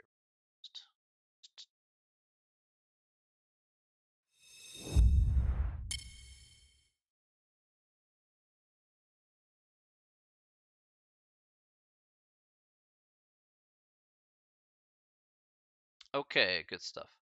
All right, so for those of you who are in my second class here, I think for those of you in my second class here, again, I do want to make an announcement here. The first people here still here from the first class do already know this, but people who come here for the second class, I have put up the announcement here regarding the second exam. That'll be due the 9th. That is now posted along with the practice test and whatnot, and all the homework has been reopened. Okay, that'll be due the last day of class here, which will be the 19th of May. Pretty much here from here on out, this is going to be more of the kind of, hey, let's do question and answer here for the next 3 weeks or so. So you guys can ask me whatever questions you want here in terms of getting stuff done.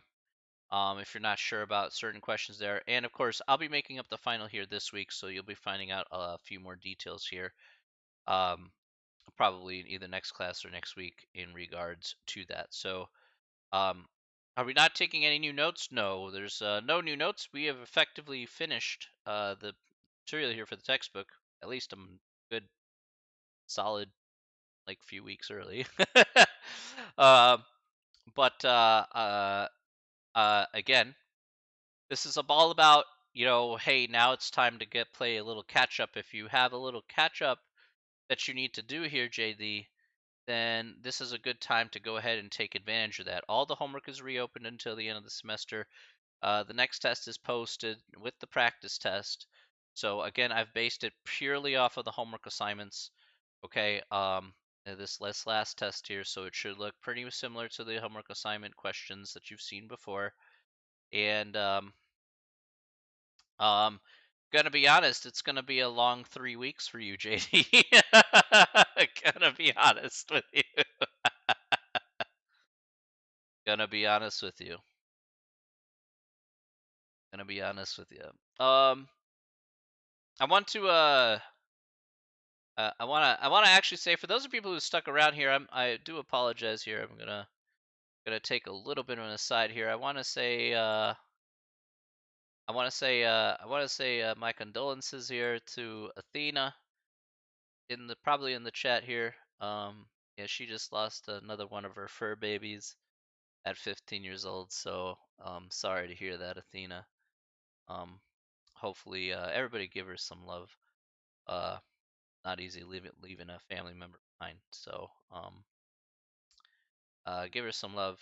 We love our fur babies. I wish I had a fur baby. We all love our fur babies. Um, family, they're family to us, and they give us that sort of unconditional love and comfort. Um, and they are sorely missed every time they pass. So definitely a lot of love heading your way there, Athena. So I'm sorry for your loss about that. I hope that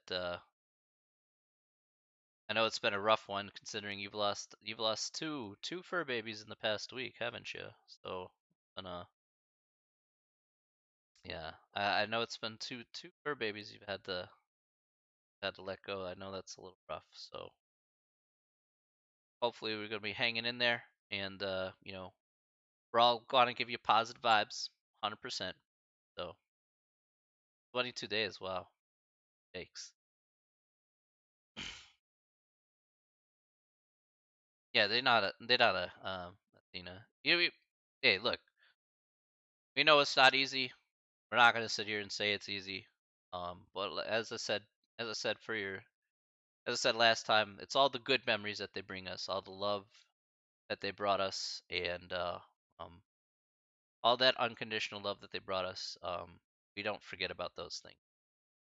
So we mourn the act of death, but we don't forget the good times that they brought with us at the same time.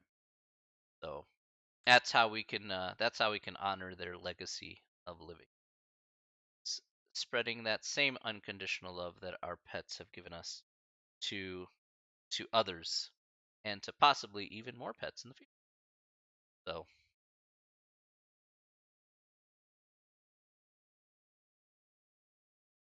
um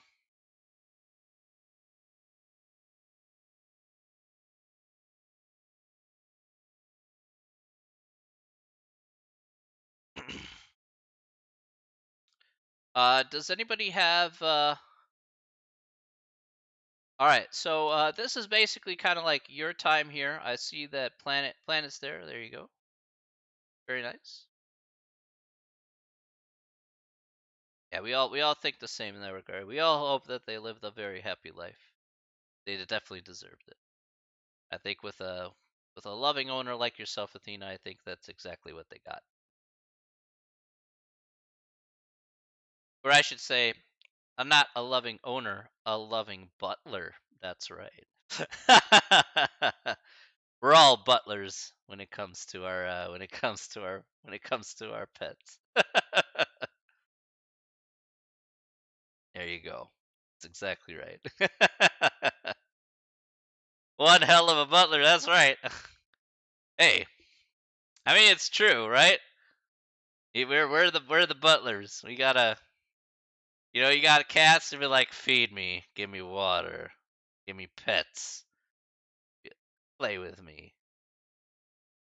And then if it's like a dog, they're like, hey, feed me, give me water, give me toys, walk me, pick up my poop, and be like, okay.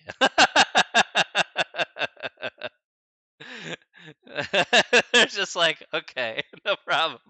I'll be happy. I'll be happy to do that for you.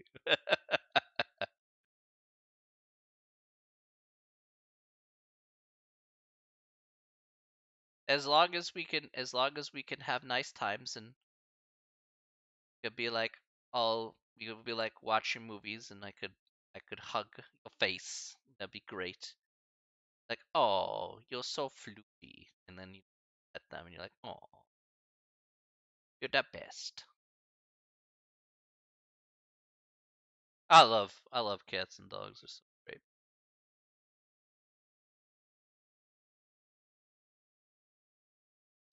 Yeah, pretty much.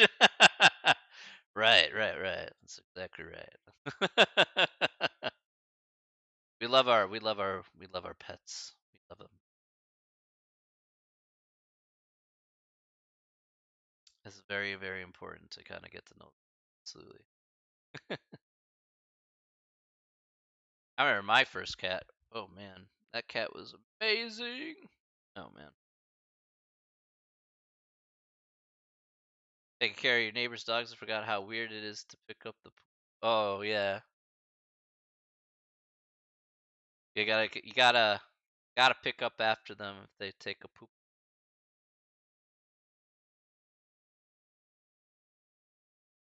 Really not too hard to pick up poop though. Got that little got the doggy bag. Put a hand on it. Up there you go. Winner, winner, chicken dinner.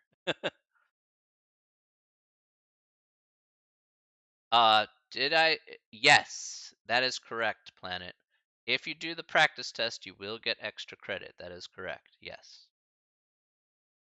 That doesn't change. Just that will not change. Okay, you get the extra credit if you do the practice test. Yes, absolutely, 100%. Did you get my email there, Planet? I hope you did. But it's just weird just walking with a bag of poop. I mean, well, yeah, you're gonna throw it away when you get home. You know. I mean, is it weird just scooping poop from a litter box? I don't know. I would say so. But I'd say that's fair because you know what? Cat's got to do the thing. Secure the bag. Yeah. There's a lot of things we could consider weird, that are perfectly normal. I mean,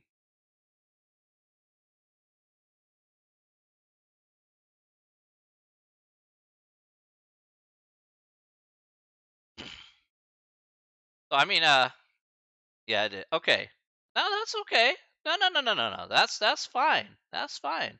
That happens. Okay. That's why you had to ask. It's perfectly fine. Nothing wrong with that whatsoever. Okay. Yeah, like I said, my emails are there for just sex. Poop bags everywhere, cars. Yeah, gotta have that. It's so very important. Very important.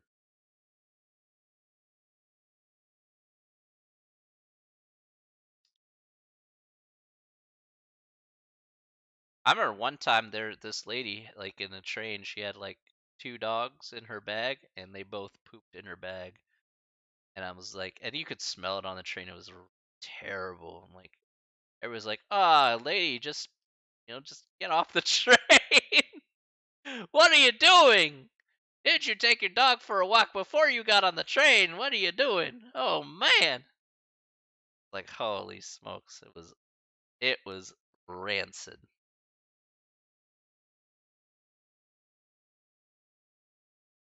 I want a cat baby too. Me too. I would love a cat.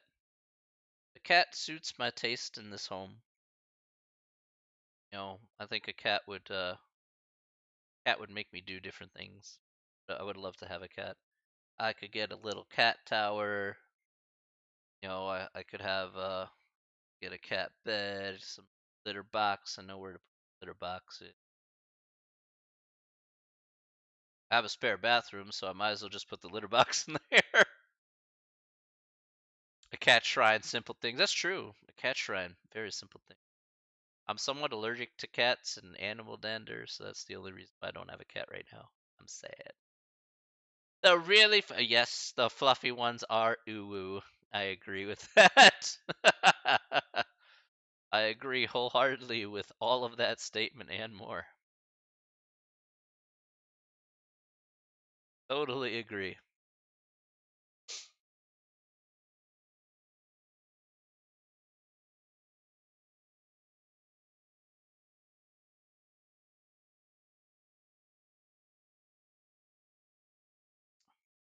Like I had a cat. I mean we had like two cats when I was growing up. Um so I bet if we kept getting a cat, I wouldn't have these allergies necessarily. So the yeah, but my one of our cats was super smart.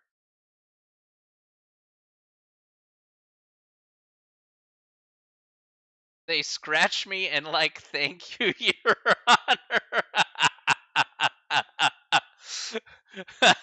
It was my honor to scratch you on the hand. Eat these temporary scars while I go ahead and lick my paw. Ay ay ay.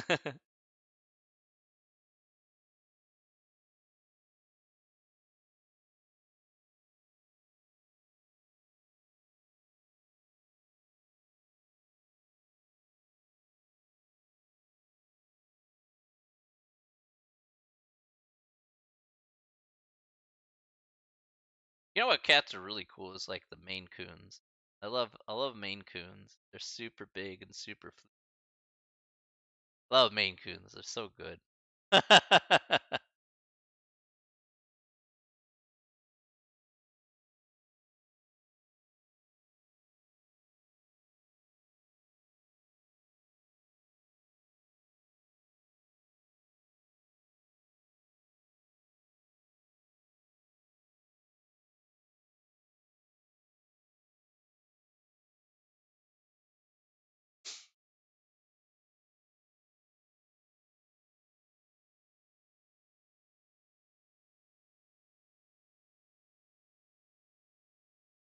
Oh yeah, black cats are amazing.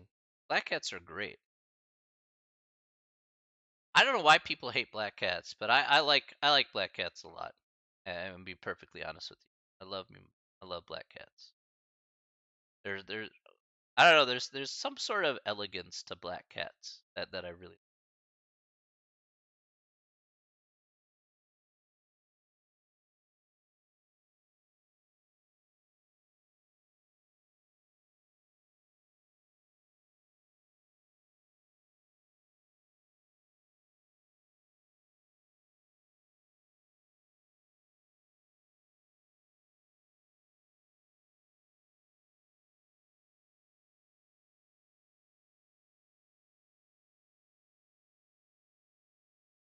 Yep.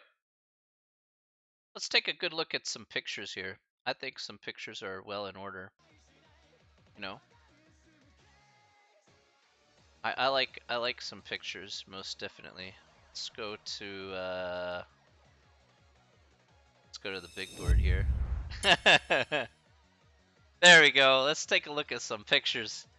What's there is no good stream without pictures of cats. All right, 100%. I mean, some of these cats look amazing. Aw, look at this dude. Cat memes, indeed. Look at this dude. Look at Brad. All right, Brad is he's 8 years old, but he looks cool as heck. That guy looks chonky, but he looks cool as heck. Oh man, Brad would be a cool companion for sure. Pablo. Yo, Pablo, let's take a look at Pablo. Oh, look at Pablo. What a darling. What a darling. Oh, look at that dude. Oh, so adorable. Super adorable. That's the only respectable Brad. a planet or I'm afraid we're talking about, sir. We're talking about territories we don't want to waddle into, or is that what we're talking about? Certain X's, maybe?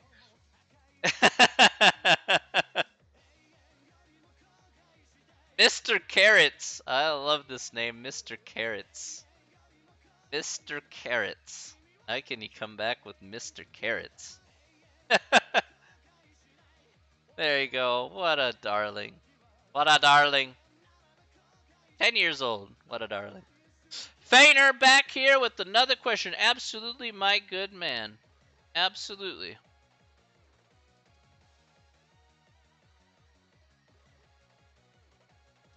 Please feel free to ask me questions, folks. Remember, this is about stats at the end of the day. I love looking at cats, mind you.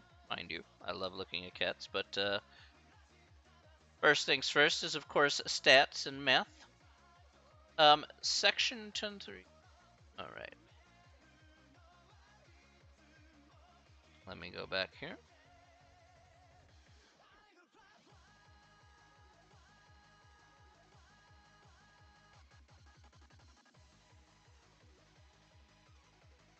Let's put on slightly different.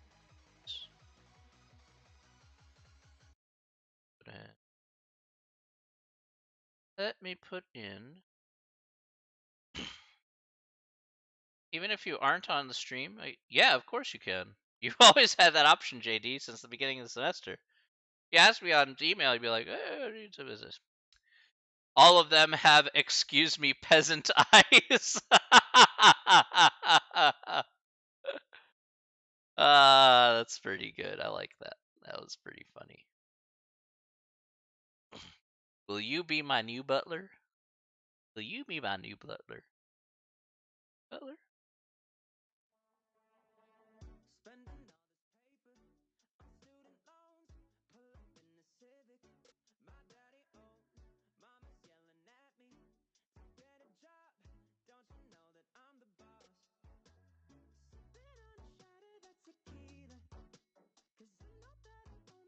All right, let's go ahead and take a look here. Know your place, servant. It's true. So 10, 3.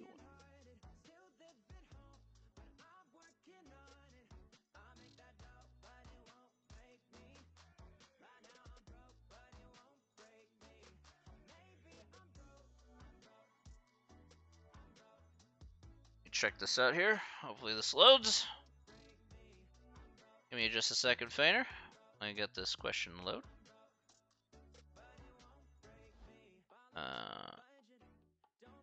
Alright, here we go. Okay, test if means equal to 100. Means not equal to 100 is simple random sample n is 24 obtained from population. Known to be distributed. Answer. So I want to test this test statistic here. Okay. So the test stat here be pretty simple here. So we just need to test out with. That should be. I believe that was T test. Yeah, T test here. So we're gonna hit the stat key here. Go to the test. We're gonna go to T test here. Go ahead and put in our values here. We have 100.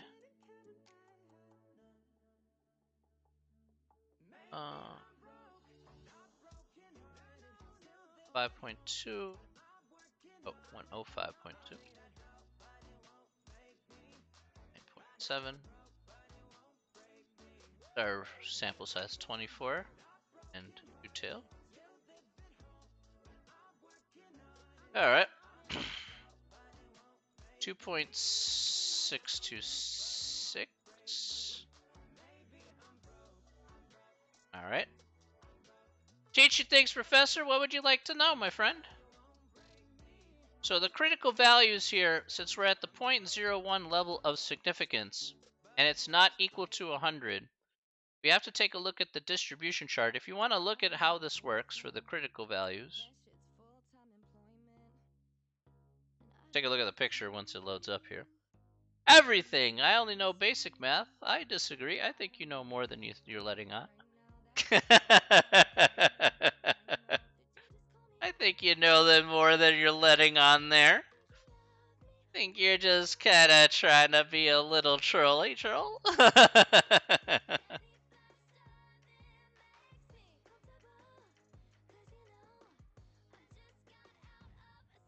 Is this gonna load up? Trolly troll. I exist under the bridges at night. There we go. That took a while. Okay. Okay, so for you to find the critical values here for this question, what we're going to look at here specifically, Feiner, is we need to look at first the sample size, which is 24. So the degrees of freedom here are going to be here underneath 23. Okay? Then we need to find the area in the right tail. Okay, so we could take a look here and say, okay, well, we have degrees of freedom here being 23, and we have two critical values since we're dealing with a two-tail case. So to do that, and make sure that I got that correct. Right.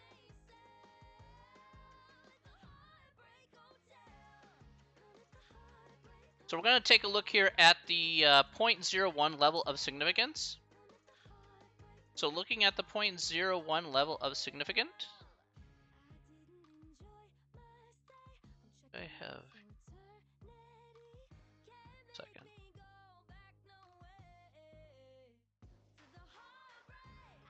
Right, because let me see if that's correct. Okay, that is correct. All right, good. Am I a Cubs fan? Absolutely 100%, Feiner. I know the Cubs aren't very good this year. I get it. All right. You're pretty aware of bad math. We still use percentages of work, and they still confuse me. Oh, no. Percentages aren't too bad, though. You just have to, in your mind, you got to move it over a couple decimal places to the left. Then you get your decimal multiplier. I'm a huge Cubs fan, Feiner. I've been a Cub fan since I was 3.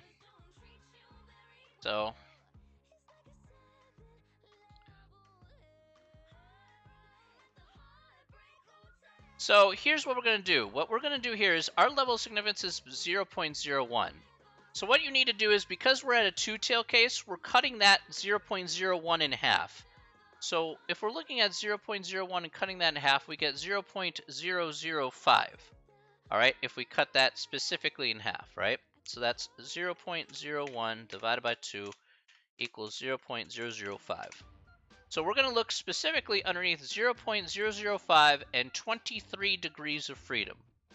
So looking underneath that, we get 2.807. So we have two critical values here of 2.807, and we have also the negative value here of negative 2.807.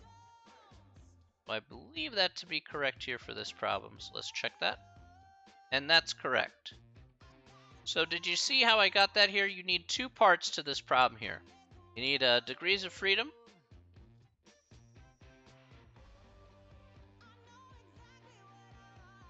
and the type of test.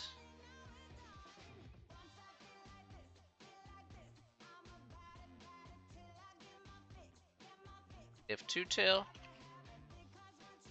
at significance level. Okay. I hope that makes sense there, Feiner.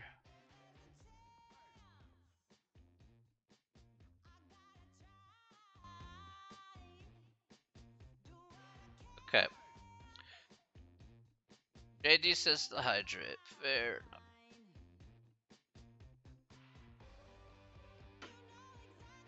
Alright. Cool beans.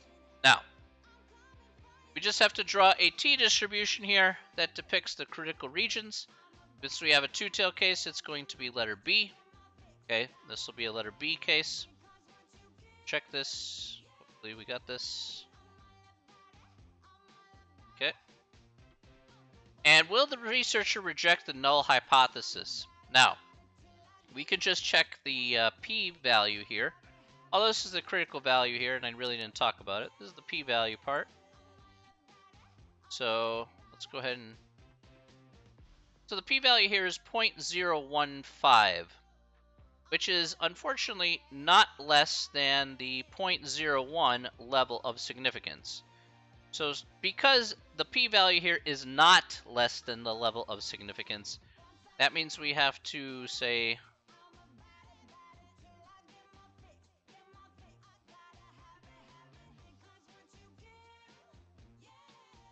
We would say, since there's not sufficient evidence, since the test statistic is outside, right?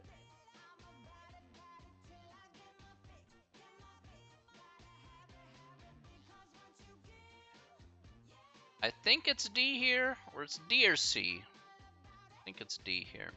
Yeah. So the reason why it's D here is that the test stat is between the critical values here, meaning it would be between this line here and this line here. So in order for us to qualify for the test statistic, or the conclusion that we want here, it has to be in this blue area. So it has to be bigger than the positive value, less than the negative value. Well, you have different numbers there, Feiner. So this is for my problem here. But I don't know what your numbers are there on your thing there, Feiner. So you have to tell me. What do you have? What are your numbers, Feiner? What's your significance level? What's your significance level, and what's your sample size? Okay, and what's your significance level, Feiner? Because I can't answer the full question until I got that.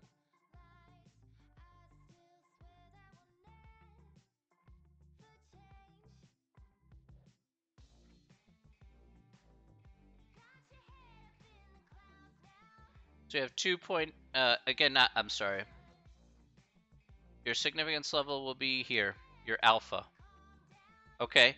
Is it not equals to?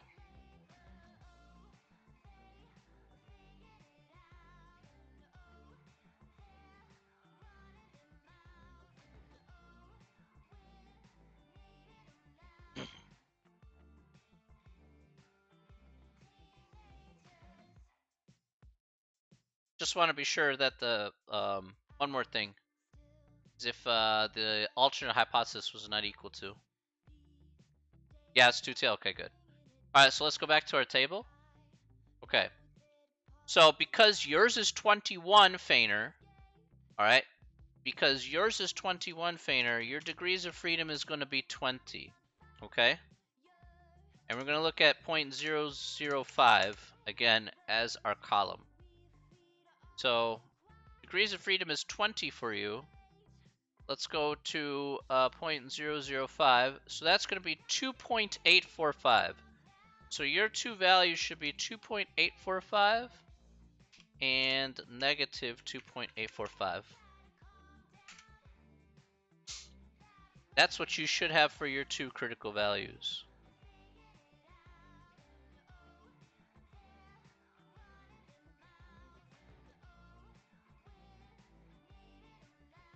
Let me know if you got that. Okay, Athena, you have a wonderful day, okay? Alright, get some rest there, okay? And hang in there, okay? We love you, alright?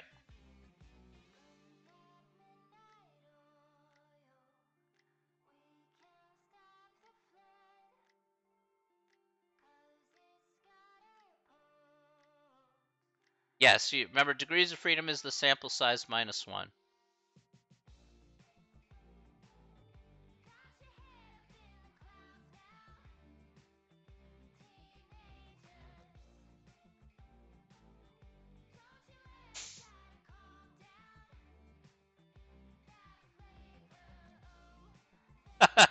Thank you, Athena. Me too.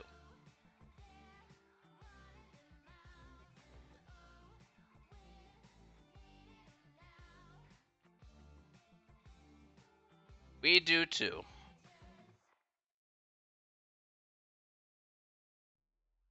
We're all here for you.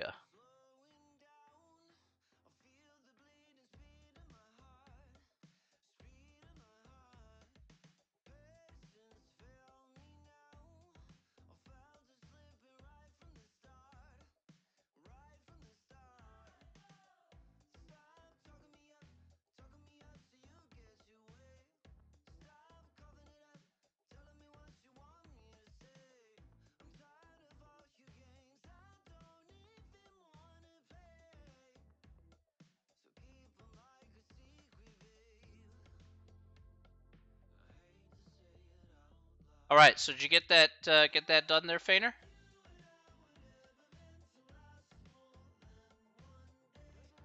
I hope you got that there. Any more questions?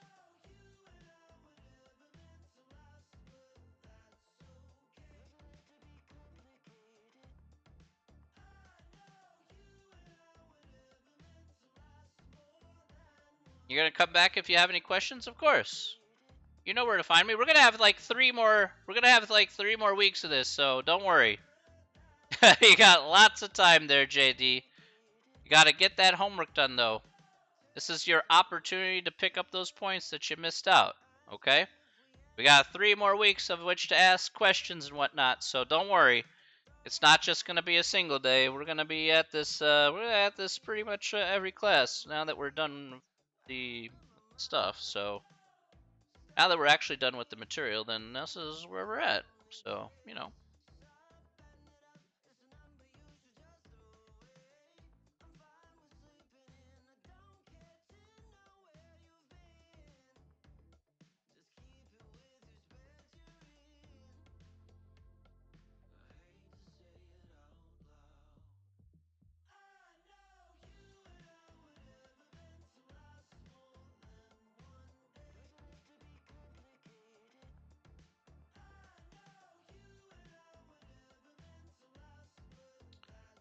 Like I said, this is just for. Okay, Fainer got it. Good, good, good. It's just for you guys to ask questions and whatever. So again, if Planet you have questions, anybody has questions, please feel free to ask. I'm here for you. I'm here for you. Ask anything. Go put up my Thursday board question. It's hey. That's what I usually put up on Thursdays, but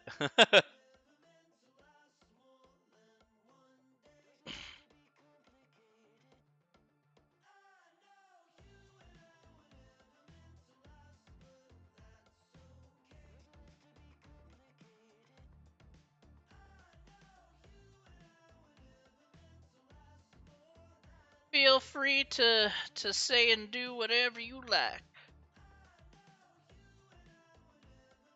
Hey, Saint Just Germany. Hello. How are you doing today?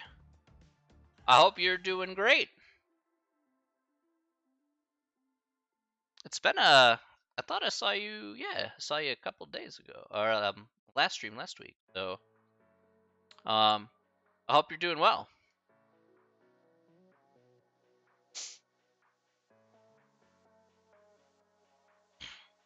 Wonderful, wonderful. Hopefully the weather is nice out there today. It is nice out here today. It's getting nice and warm. Hopefully people. Yes, you were here before. I remember. I remember. I want to say you were here like here like last Wednesday, I believe. So.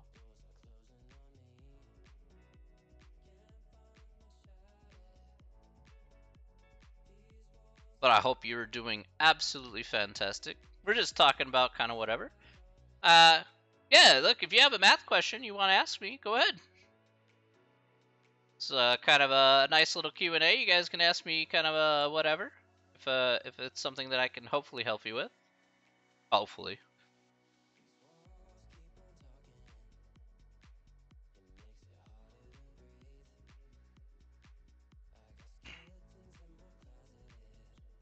Do we invent or discover mathematics? I would say that, like physics, you discover physics, right? Because it's like if there are inherent laws of the universe that are there, then you could discover mathematics at the same as the same token. What we do is we invent a medium to discover what those properties are. So for example, numbers are a medium to actually discover and equate into layman's terms exactly what the properties of those things are that we want to explain. But they need to be discovered, of course. So like I said, we have a medium, which would be like numbers or other symbols or whatever you want to call them. But the properties have always been there. We just have to go ahead and put them into practice and actually put pen to paper. So, because that's essentially what it is at the end of the day. Like, even if you weren't from planet Earth, for example, okay? Let's say you weren't from planet Earth, then your civilization, your whatever alien civilization would have a medium of which to understand properties of the universe, and it'd be the same thing. They would have a completely different numbering system or whatever, and you would just kind of run with that, and that would be the accepted practice of that civilization or something.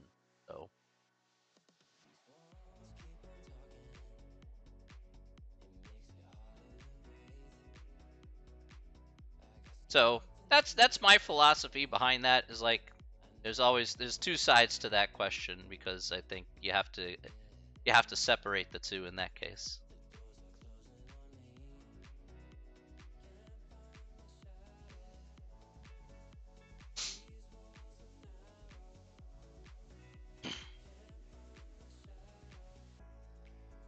Yeah, exactly.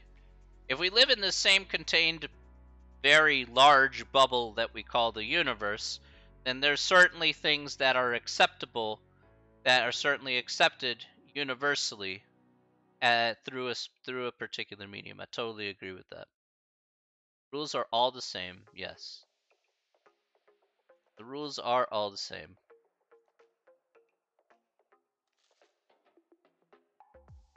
Your constructs could be different, but eventually you reach. Constructs could be different, your mediums could be slightly different, but eventually you still follow the same rules regardless. And you continue reforming that.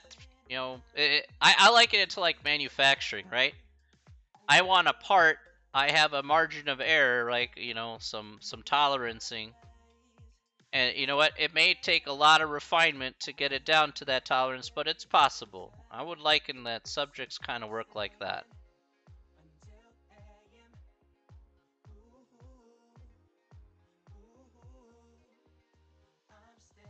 At first, something's a crude piece of metal. Then you slowly chip it down, wind it down into something that's very precise and that's functional.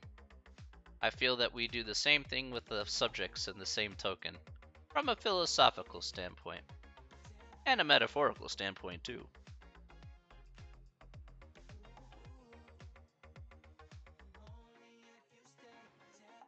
So, and the thing is that, the amount of knowledge that we have is still relatively younger compared to other places or other civilizations. So, again, how much knowledge do we actually have? We only have a few thousand years worth of knowledge right now, and we just keep going back, seeing what else we can find. You know, whether we go back to the past and take a look at the past, or we take a look at take a look at the future and be like, hey, there's things in like outer space that we still can't explain. There's still things here on Earth that we still can't explain. That we still need to discover. So there's a lot of room for improvement for the human race, which I think is great. So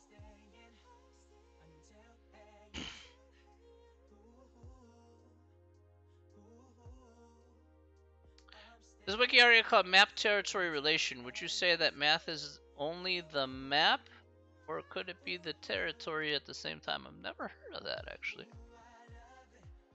Let's go check it out, right? Kinda curious myself. So, map territory relation.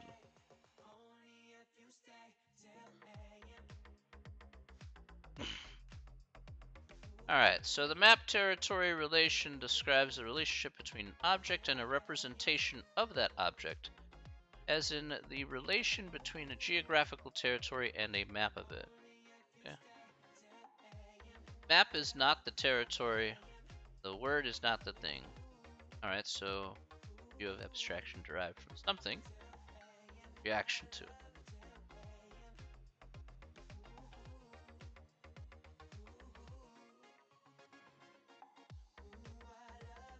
Ah, okay. The menu is not the meal. Okay.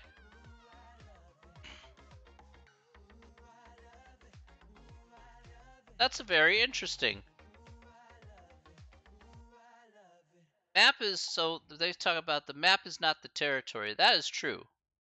In my estimation, the map is just a 2D representation of territories, but it is not the territory. It is a representation, however.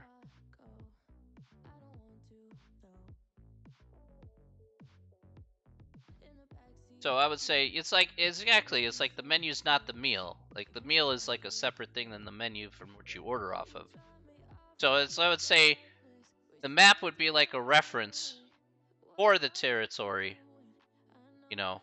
So, but it's to put it to scale or to put it to a proper scale in order to map out a territory, but it's not the actual territory itself.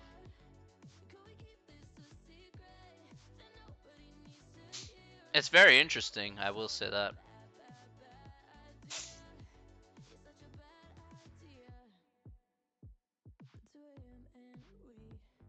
This does, yes, so our numbers are representative of quantities, true. But are quantities only a map themselves? And if so, what is the territory? Well, I think that's a great question.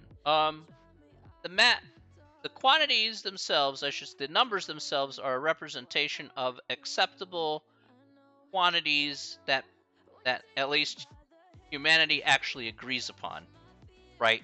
What does one represent? It's a unit of something, okay? A generic unit of something. Two would be two singular units of that whatever something is. The territory, in my opinion, would be the entire field and the rule set behind whatever's behind the entire universe. So what would you have is like you'd have a certain rule set that you have to follow because the universe follows a particular rule set. The problem is that we don't know what the entire rule set is.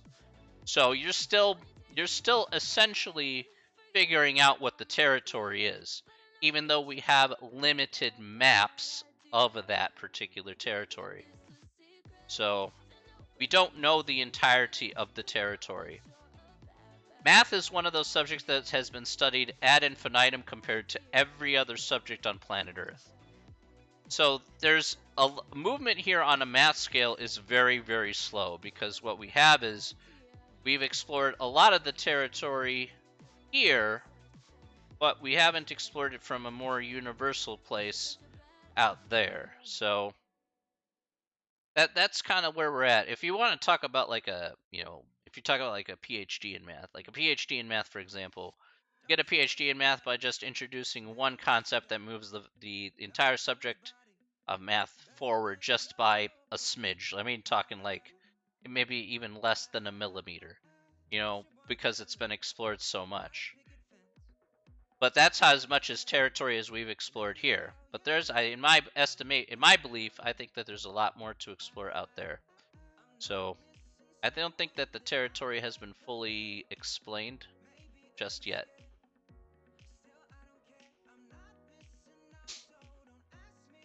What about imaginary complex numbers? Are there imaginary quantities out there? That's certainly plausible. Again, you can't rule it out. There's the where is that?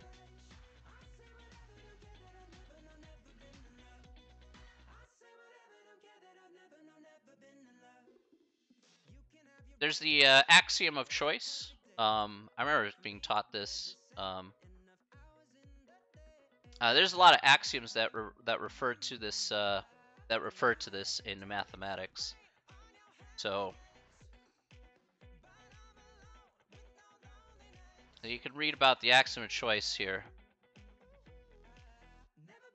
So the axiom of choice is an axiom of set theory equivalent to the statement that the Cartesian product of a collection of non-empty sets is non-empty. Informally put, the axiom of choice of a given collection of bins, each containing at least one object, it is possible to make a selection of at least one object per every bin, even if the collection is infinite. Formally states non-empty sets indicates next family. So essentially, you could collect one thing from each bin and make a family of sets at the end of the day. So imaginary and complex can be viewed in the same way. You know, it's an extension off of the real.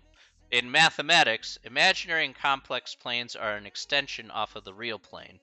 So you have real numbers here, and then imaginary and complex is even a higher field than even that, because it encompasses all the real numbers, but then includes a couple of extra elements, which are like I being the square root of -1, or e or pi, or things like that. So we call those extension fields, or fields of numbers. So that's the way we quantify it, at least in theoretical mathematics.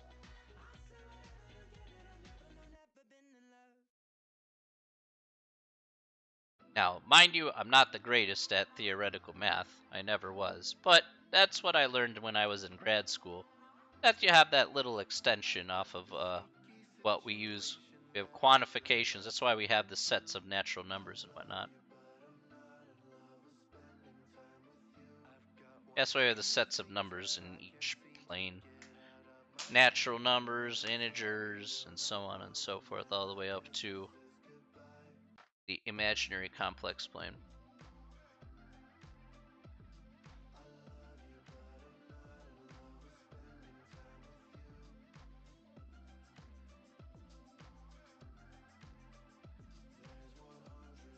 I love talking math philosophy, it's fun.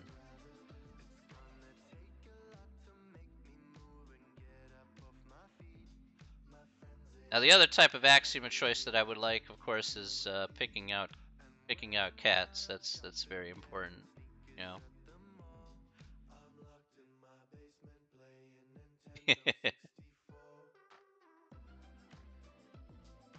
Love me my cats. Oh.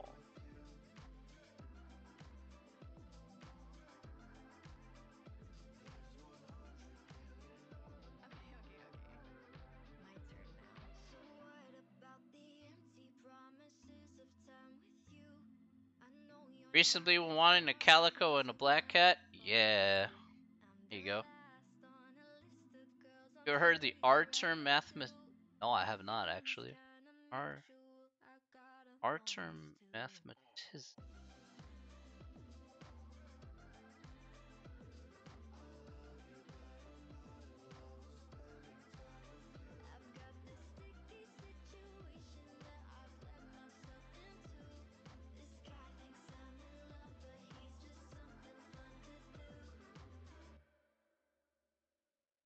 Nah, that's all good. Typing's just fine.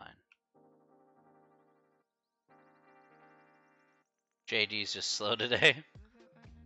Maybe because everybody in the site is so slow today. Maybe, I don't know.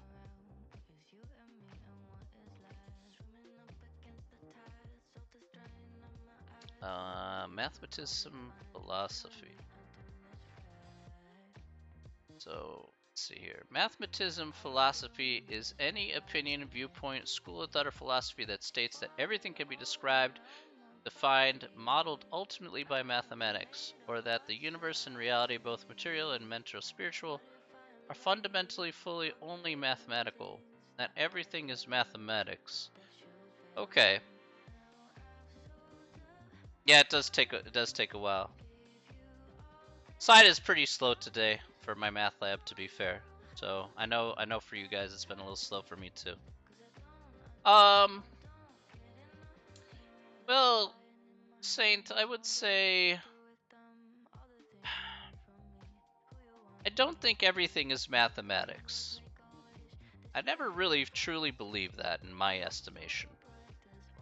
Especially the mental and spiritual stuff.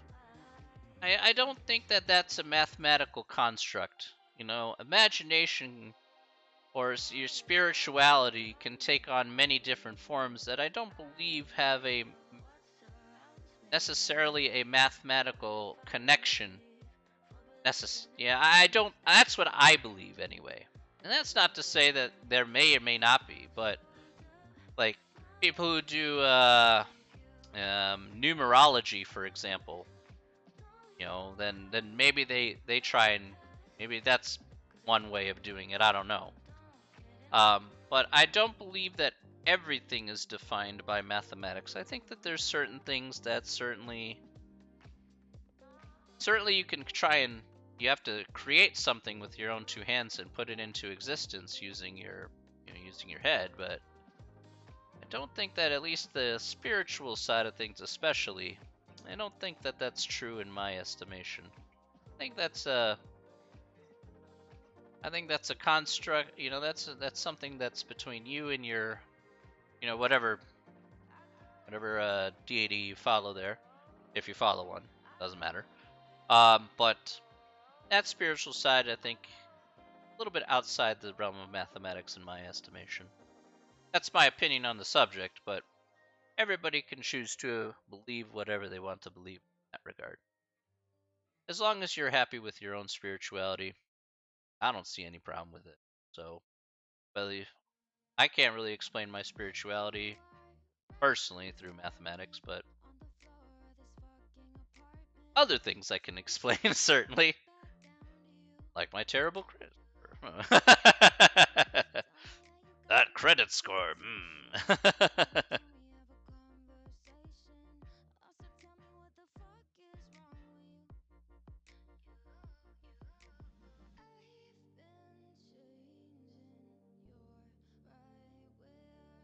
JD and Planet, if you have questions, just let me know. I know the site is slow today, so don't worry about. It was working fine when my first class started, and then it didn't anymore. So I don't know. It was working really, really slow, like. But you can ask me questions about whenever, so you got lots and lots of time.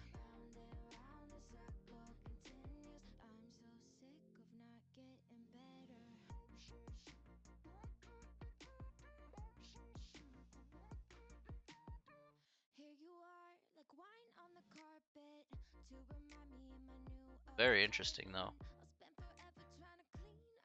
I wonder what these cats would think.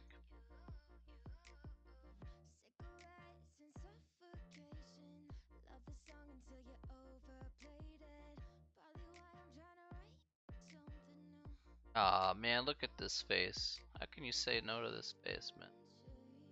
Look at that face. Oh, man.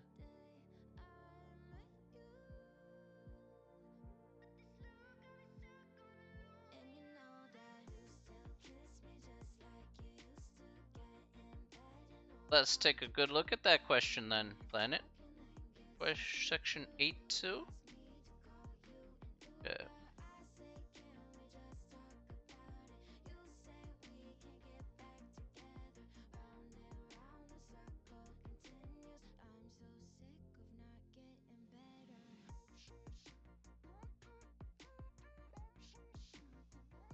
Ellie posed for that. She was ready. Darn right she was ready.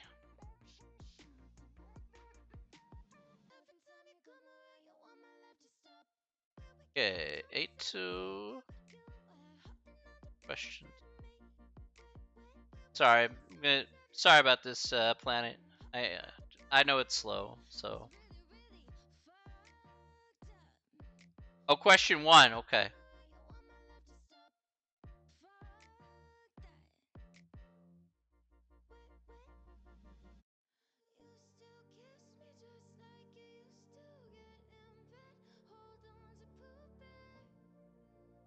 Alright, let's take a gander at this one here.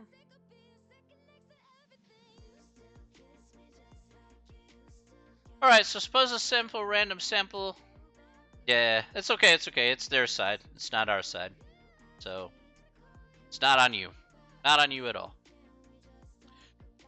Suppose a simple random sample of size n is equal to 75 is obtained from a population whose size is 25,000, and whose population proportion with a specified characteristic is p is equal to 0.6. Okay, fair enough. Complete parts A through C below. Describe the sampling distribution of p hat. All right, so this is approximately normal. All right, because so it's going to be letter C here, approximately normal, because n is less than 5% of the population, and the sample size is less than 5% of the population, and np times 1 minus p is bigger than or equal to 10. All right, we can check that here really quick on the calculator if need be. So if we want to, we can figure that out. N is 75. Multiply that by p, which is 0.6, times 1 minus 0.6. So that's 18, and 18 is definitely bigger than 10. Okay, so that's going to be letter C. So that should be correct, and it is. Okay, determine the mean of the sampling distribution of p hat. Now, the mean of the sampling distribution here is going to be the same exact p that we have up here. So it says 0.6. Well, that's going to be the same mean that we have here as well. It's going to be 0.6. All right. Now, it does want us to find the standard deviation. Now, here's where things are a little bit different. For our standard deviation for our proportion here, what we're going to do is we're going to take our standard deviation here, which is where we have here. We have the square root of, so if you remember here, we had the square root of p times 1 minus p divided by n. So we're going to do the square root of p times 1 minus p, and we're going to divide that by n, which is 75. And so here we're going to get this as our standard deviation here. Oops, I'm sorry. Meant to put this as a side thing here. All right, there we go. Make sure it's not covered up. Okay, fine. Okay, so we have to round to 6 decimal places, so we have 0.056569. So that's what I get here for my numbers here anyway. All right, so let me check this answer here. And I got it. So I read about this concept of a complex range representing space-time. Time is equal to measured space reverse rotation by I starting from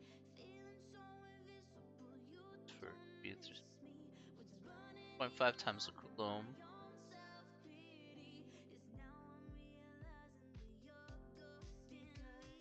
I'm assuming C is Coulomb, is that correct?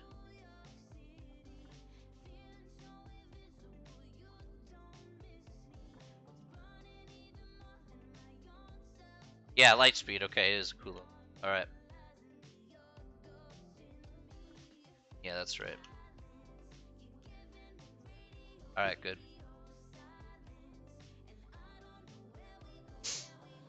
Alright. Yeah, so it's like I'm used to hearing Coulomb, which is light speed. But I thought that's what you meant, so that is really interesting. That actually is really interesting. Like they have a set. So wait, BT would be half of a Coulomb, half the speed of light, and then you'd have what? You'd have the square root of the square root of 2, not square root of 2. You have the square root of 2 over 2. I see that's 707. I've seen that many a times before, my dude. That looks fairly familiar to me. That 707 doesn't come from nowhere. That's the square root of 2 over 2. They get square root of 2 over 2 times c, and then you have 0.866, I believe. 0.866 is going to be square root of 3 over 3. Oh, dang it.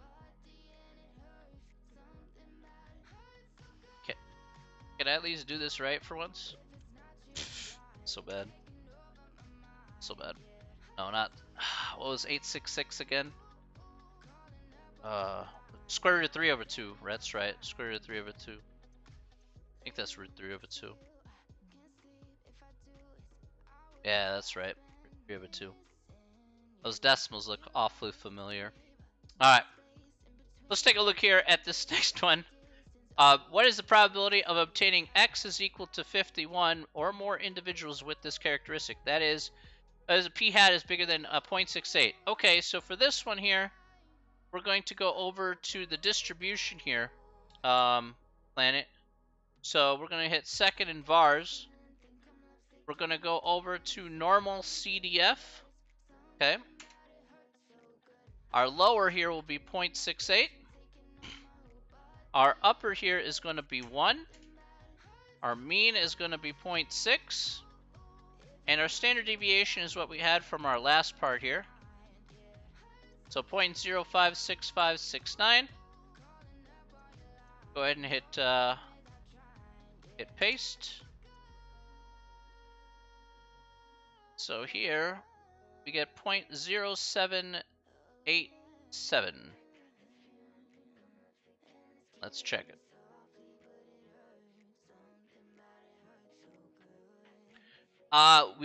We do use the 51 here, planet, but they already told you what the 51 represented. The 51 represented that the proportion here was above 0.68. So technically it'd be like 51 over 75. That's where they used the 51 in from. So they kind of did part of the work for you.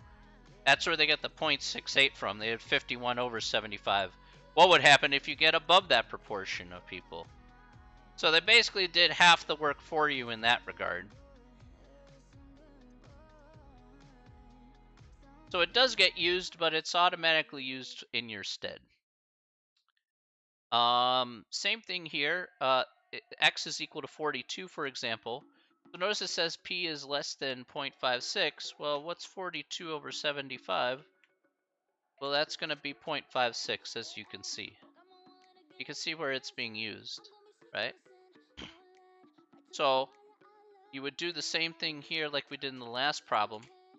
Only this time, since it's less than 0.56, I'd have 0.56. No, you don't have to. It did the work for you. So I did 0, comma 0.56 since it's less than. So 0.2398 is what I get here.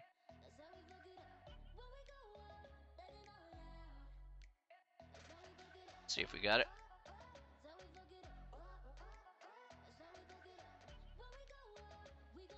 Well, eventually it'll tell me I'm right.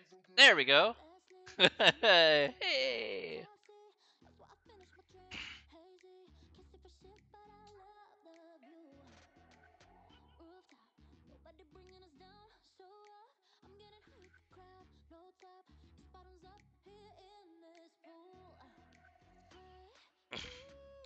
Read with Euler's formula, time dilation, length contraction, mass increase are all absolute effects, not relative. Interesting. With space, I'm sure that it's true. Mass is very different in space because it's a vacuum, so you can deal with more absolutes in space than you can on Earth.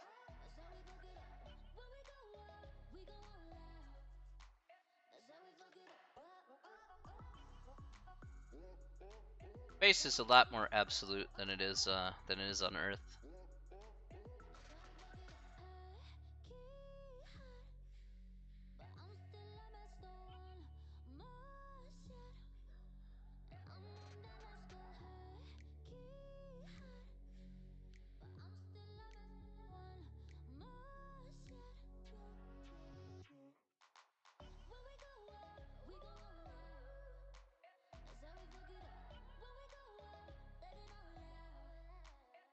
Alright, and that's the answer to that question there. Any questions there, Planet? Hopefully you have that correct on your end. Hopefully your question is okay.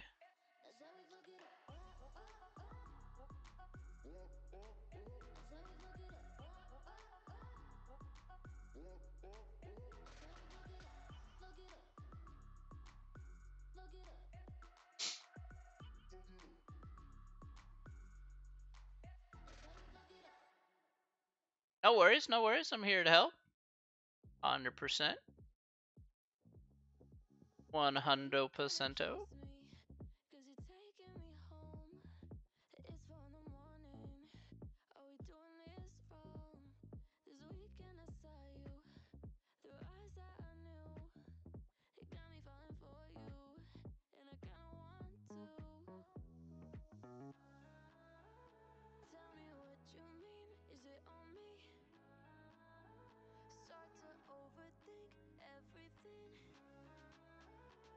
Any more questions, ladies and gentlemen?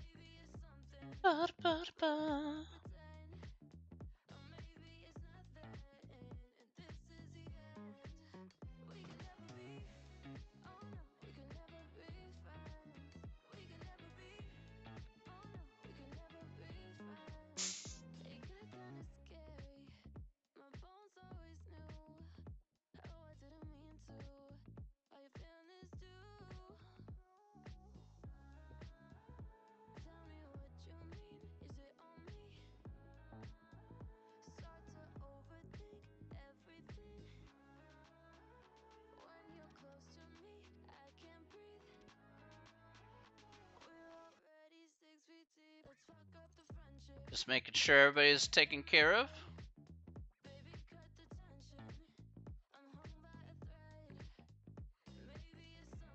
Otherwise, I'll go look at some cats.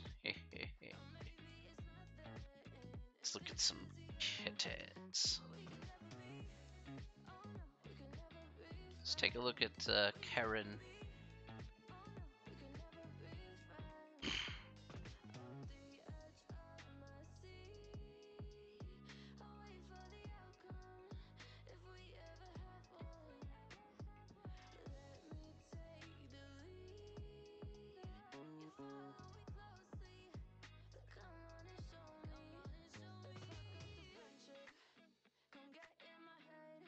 Oh, or Babu.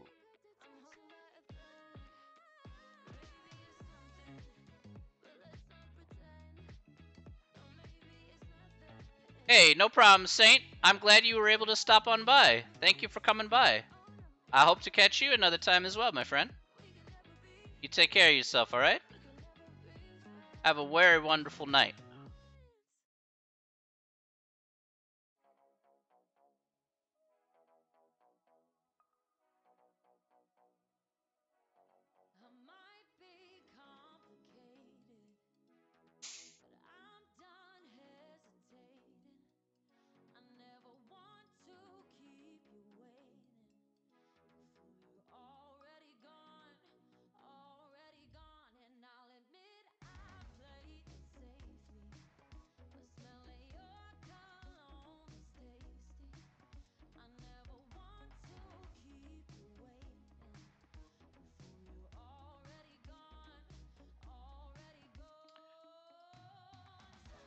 Alrighty. Want to see if there are any more questions here. Otherwise, might just bounce. So, might be time to go. Again, we're gonna be spending another 3 weeks just kind of going over questions and whatnot. So, whatever questions that you may have, again, please feel free to ask. I'm gonna be here, pretty much the remainder of the time in terms of the course. So, we're gonna be back here on Wednesday, irrespective of that. All right. It doesn't matter. We'll be back here on. We're gonna be back here on Wednesday. All right.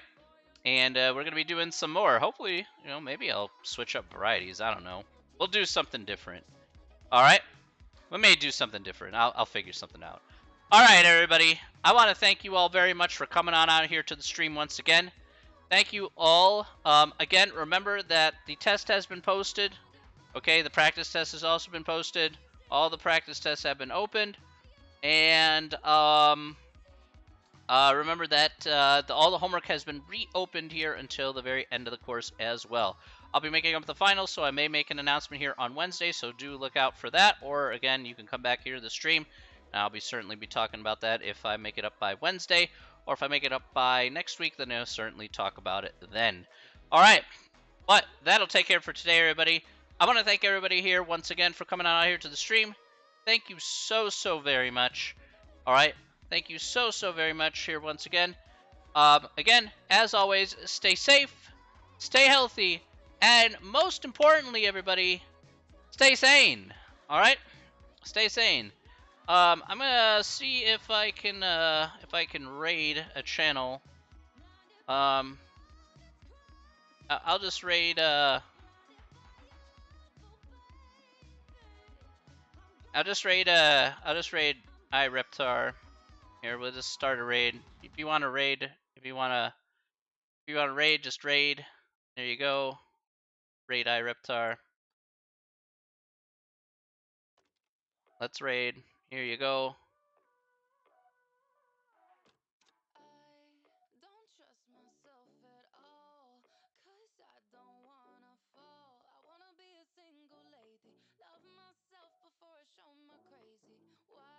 Prof Chips, thank you for the raid! How you doing, buddy? Well, how's your stream? Because I don't have anything in my hand. Welcome, Raiders. How was your stream? All good, all good. We're almost there. Yeah, we got both north. Oh, cool. Yeah, we're good then. Look at us. Pulse is my backpack. Is your backpack? Yep. What? Don't you start trusting X. He's sus. Sus. Dude, you didn't want to do the parts. You wanted to help Josh. Last was great. Awesome. What did you get up to? You last doing just chatting. Riso, can you drop off your parts if you got them? Already did. What do you mean, no, you didn't? Nothing's in here. Yes, he did. I saw him put it inside. Well, one of you has literally... Look, that's the box and the box... Oh, sorry. That's the box and the wheel, what we dropped off. So one of you has literally just stole them. That's the extra Josh who took him. Hey, so one of you two is there's so bad? many other people not here. Alright, well, Riso, could you go back and get them? Someone put the part. How have you guys let people steal stuff under your nose? I put 2 more parts right here, Rev. On it, right here. Both of them, right here, and I can't find them. Okay. Pulse, keep hold of the spares. Let's go in the cabin. Oh wow, you got me a radio. Yeah, thank you. Just on the right. So somebody's been naughty. Hello. Right, up here. Alright. So how has someone managed to take parts while 2 of you are guarding it? It's a bit sus in my opinion. I know, I couldn't find it either. It's a bit sus. Hey, who's gone missing already? Well, the 2 at Riso got. Emma, can you scroll through your inventory, please? My inventory. So who do we think the 2 killers? Early prediction, maybe X and Josh. Alright, X, scroll through your inventory. No offense, guys, but you guys are meant to be quite observant, right? I only have, like, oh, what I have. Like, I've got nothing. Okay, right. I could just... That's a bad way of reaching. Well, it's definitely not Pulse, because we're like as soon as me and Pulse before Pulse went in, you could already see that there was 2 missing. Which region servers? I think we're on you, buddy. So where's Lisa right now? I don't know if you'll be able to do 6 map. No problem, Ascave, not a problem. Like you put pipe stuff first, man. But if you ever fancy a part Ascave, that's no problem. Hey monkey, no problem. What does the no axe symbol mean? Whoa, who put that out? Who You're not allowed in put that here out? anymore. This is the ladies' hut. That is just sexist. Josh has put a trap You outside. literally killed Yes, all I the have. girls in the game. Yeah, because you're a threat, because you're good at the game. You're just banning boys from the cabin. That is much worse. That is much worse. Axe symbol underneath the Pulse. With your parts, hide them I have somewhere. no idea. Don't tell anyone, but hide them. I don't know. Okay. X, more like X. There it is. How was your stream, monkey? Let's go. Alright, what are we doing? What's the plan, lads? Yeah, we gotta go. So we gotta do the 1. So I think Riso went. Okay, you're good. So someone stole the ones which Riso got from southwest. Is that bad? Is that bad? What do you mean, is that bad? Part of me just wants to smack you right now. Hey guys, is it bad? Is it bad if someone takes the parts from the objective? So confused. Maybe, yeah. How are you Wait, confused why now? are we so bad? I don't think Riso's bad. I don't think Riso is Okay, bad. my bad. Because they said they... Right, you know what, Emma? This is not going well. I just did a big dig. Do we know if There we Riso go. went to do the other parts? That's what he said, but I don't know what he's doing. You know, I'm gonna put this here. There we go. I'm making Eric. Do not go in there. Oh my god, what are you doing? Alright, come down, come with me, Big Eddie. Let's go get the parts. Nah, I've got one. It's all good. Have I seen the new sub badges? I have not, but I look forward to it. There's one right here, apparently. I'm on my way, Rob. Oh, have you got both? Yeah. Okay, I put a bear trap down Hi ho. because I didn't want it to get sabotaged again. So you just gotta eat a bear trap before you go in. Wait, what is a bear trap? That's not. Yeah. Extra Josh had to have taken Right there. Oh, you went past it. Never mind. Oh, someone already. Nice. Okay, cool. Shit. Nice. Nice. Let's go. Woohoo. Let's go. How was your raid, by the way, Stay Chips? warm in the cold, in the blizzard. They're buried under the snow. Oh, it's bullshit. All right. I can just slowly seeing them like. All good. All good. Not get hit again. Oh, who do I trust? Riso and Pulse. Is Pulse here? Hello, I saw Pulse earlier. Riso, come with me, man. You think I'm bad? Yeah, 1 second. Why? Rapper, are you soldier? I am, and unfortunately, I do not trust you. Yeah, Sorry, no, Dad. That's fine. Alright, I'm come here, gonna watch Naruto. the first objective and stay here. Okay, sure. Big Eddie, come with me and Riso. We're gonna go open the armory. Don't know what I wish I had. There's no time now. Where are you, Big Eddie? Back, we got too much to do. Big Eddie! Well, we need one more. Big Eddie! Things were Big Eddie! Big Eddie stopped responding to me. Oh, all good. Can you meet us around the west? We're gonna open the armory. Yes, on my way. Alright, come on then, Riso. I'm just gonna cook my berries real quick. Rep is a wonderful YouTuber, got me interested in TR, so we're all positive guy, thank you. Yeah, well, can't open armor without somebody. No, I've got my trap. What the fuck? Don't hit me in, Kaz. What the fuck? I don't trust Alright, you. he What you don't- want? don't- Hey, I didn't know you trapped it. I was gonna play my Right, let's trap. go. It's Understand loads. X or Josh. Yeah, no, Josh is more or less 100% a killer. by the Okay, way. I'm on my way over. I You think said it's west? X, I'm not gonna lie. Oh, Probably. What's that supposed to mean? Because Oh, when I put the I part think Josh and X is an ID and a killer between them two.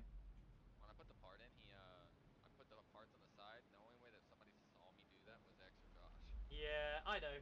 and those were gone as well. Where are you at the moment, Big Getty?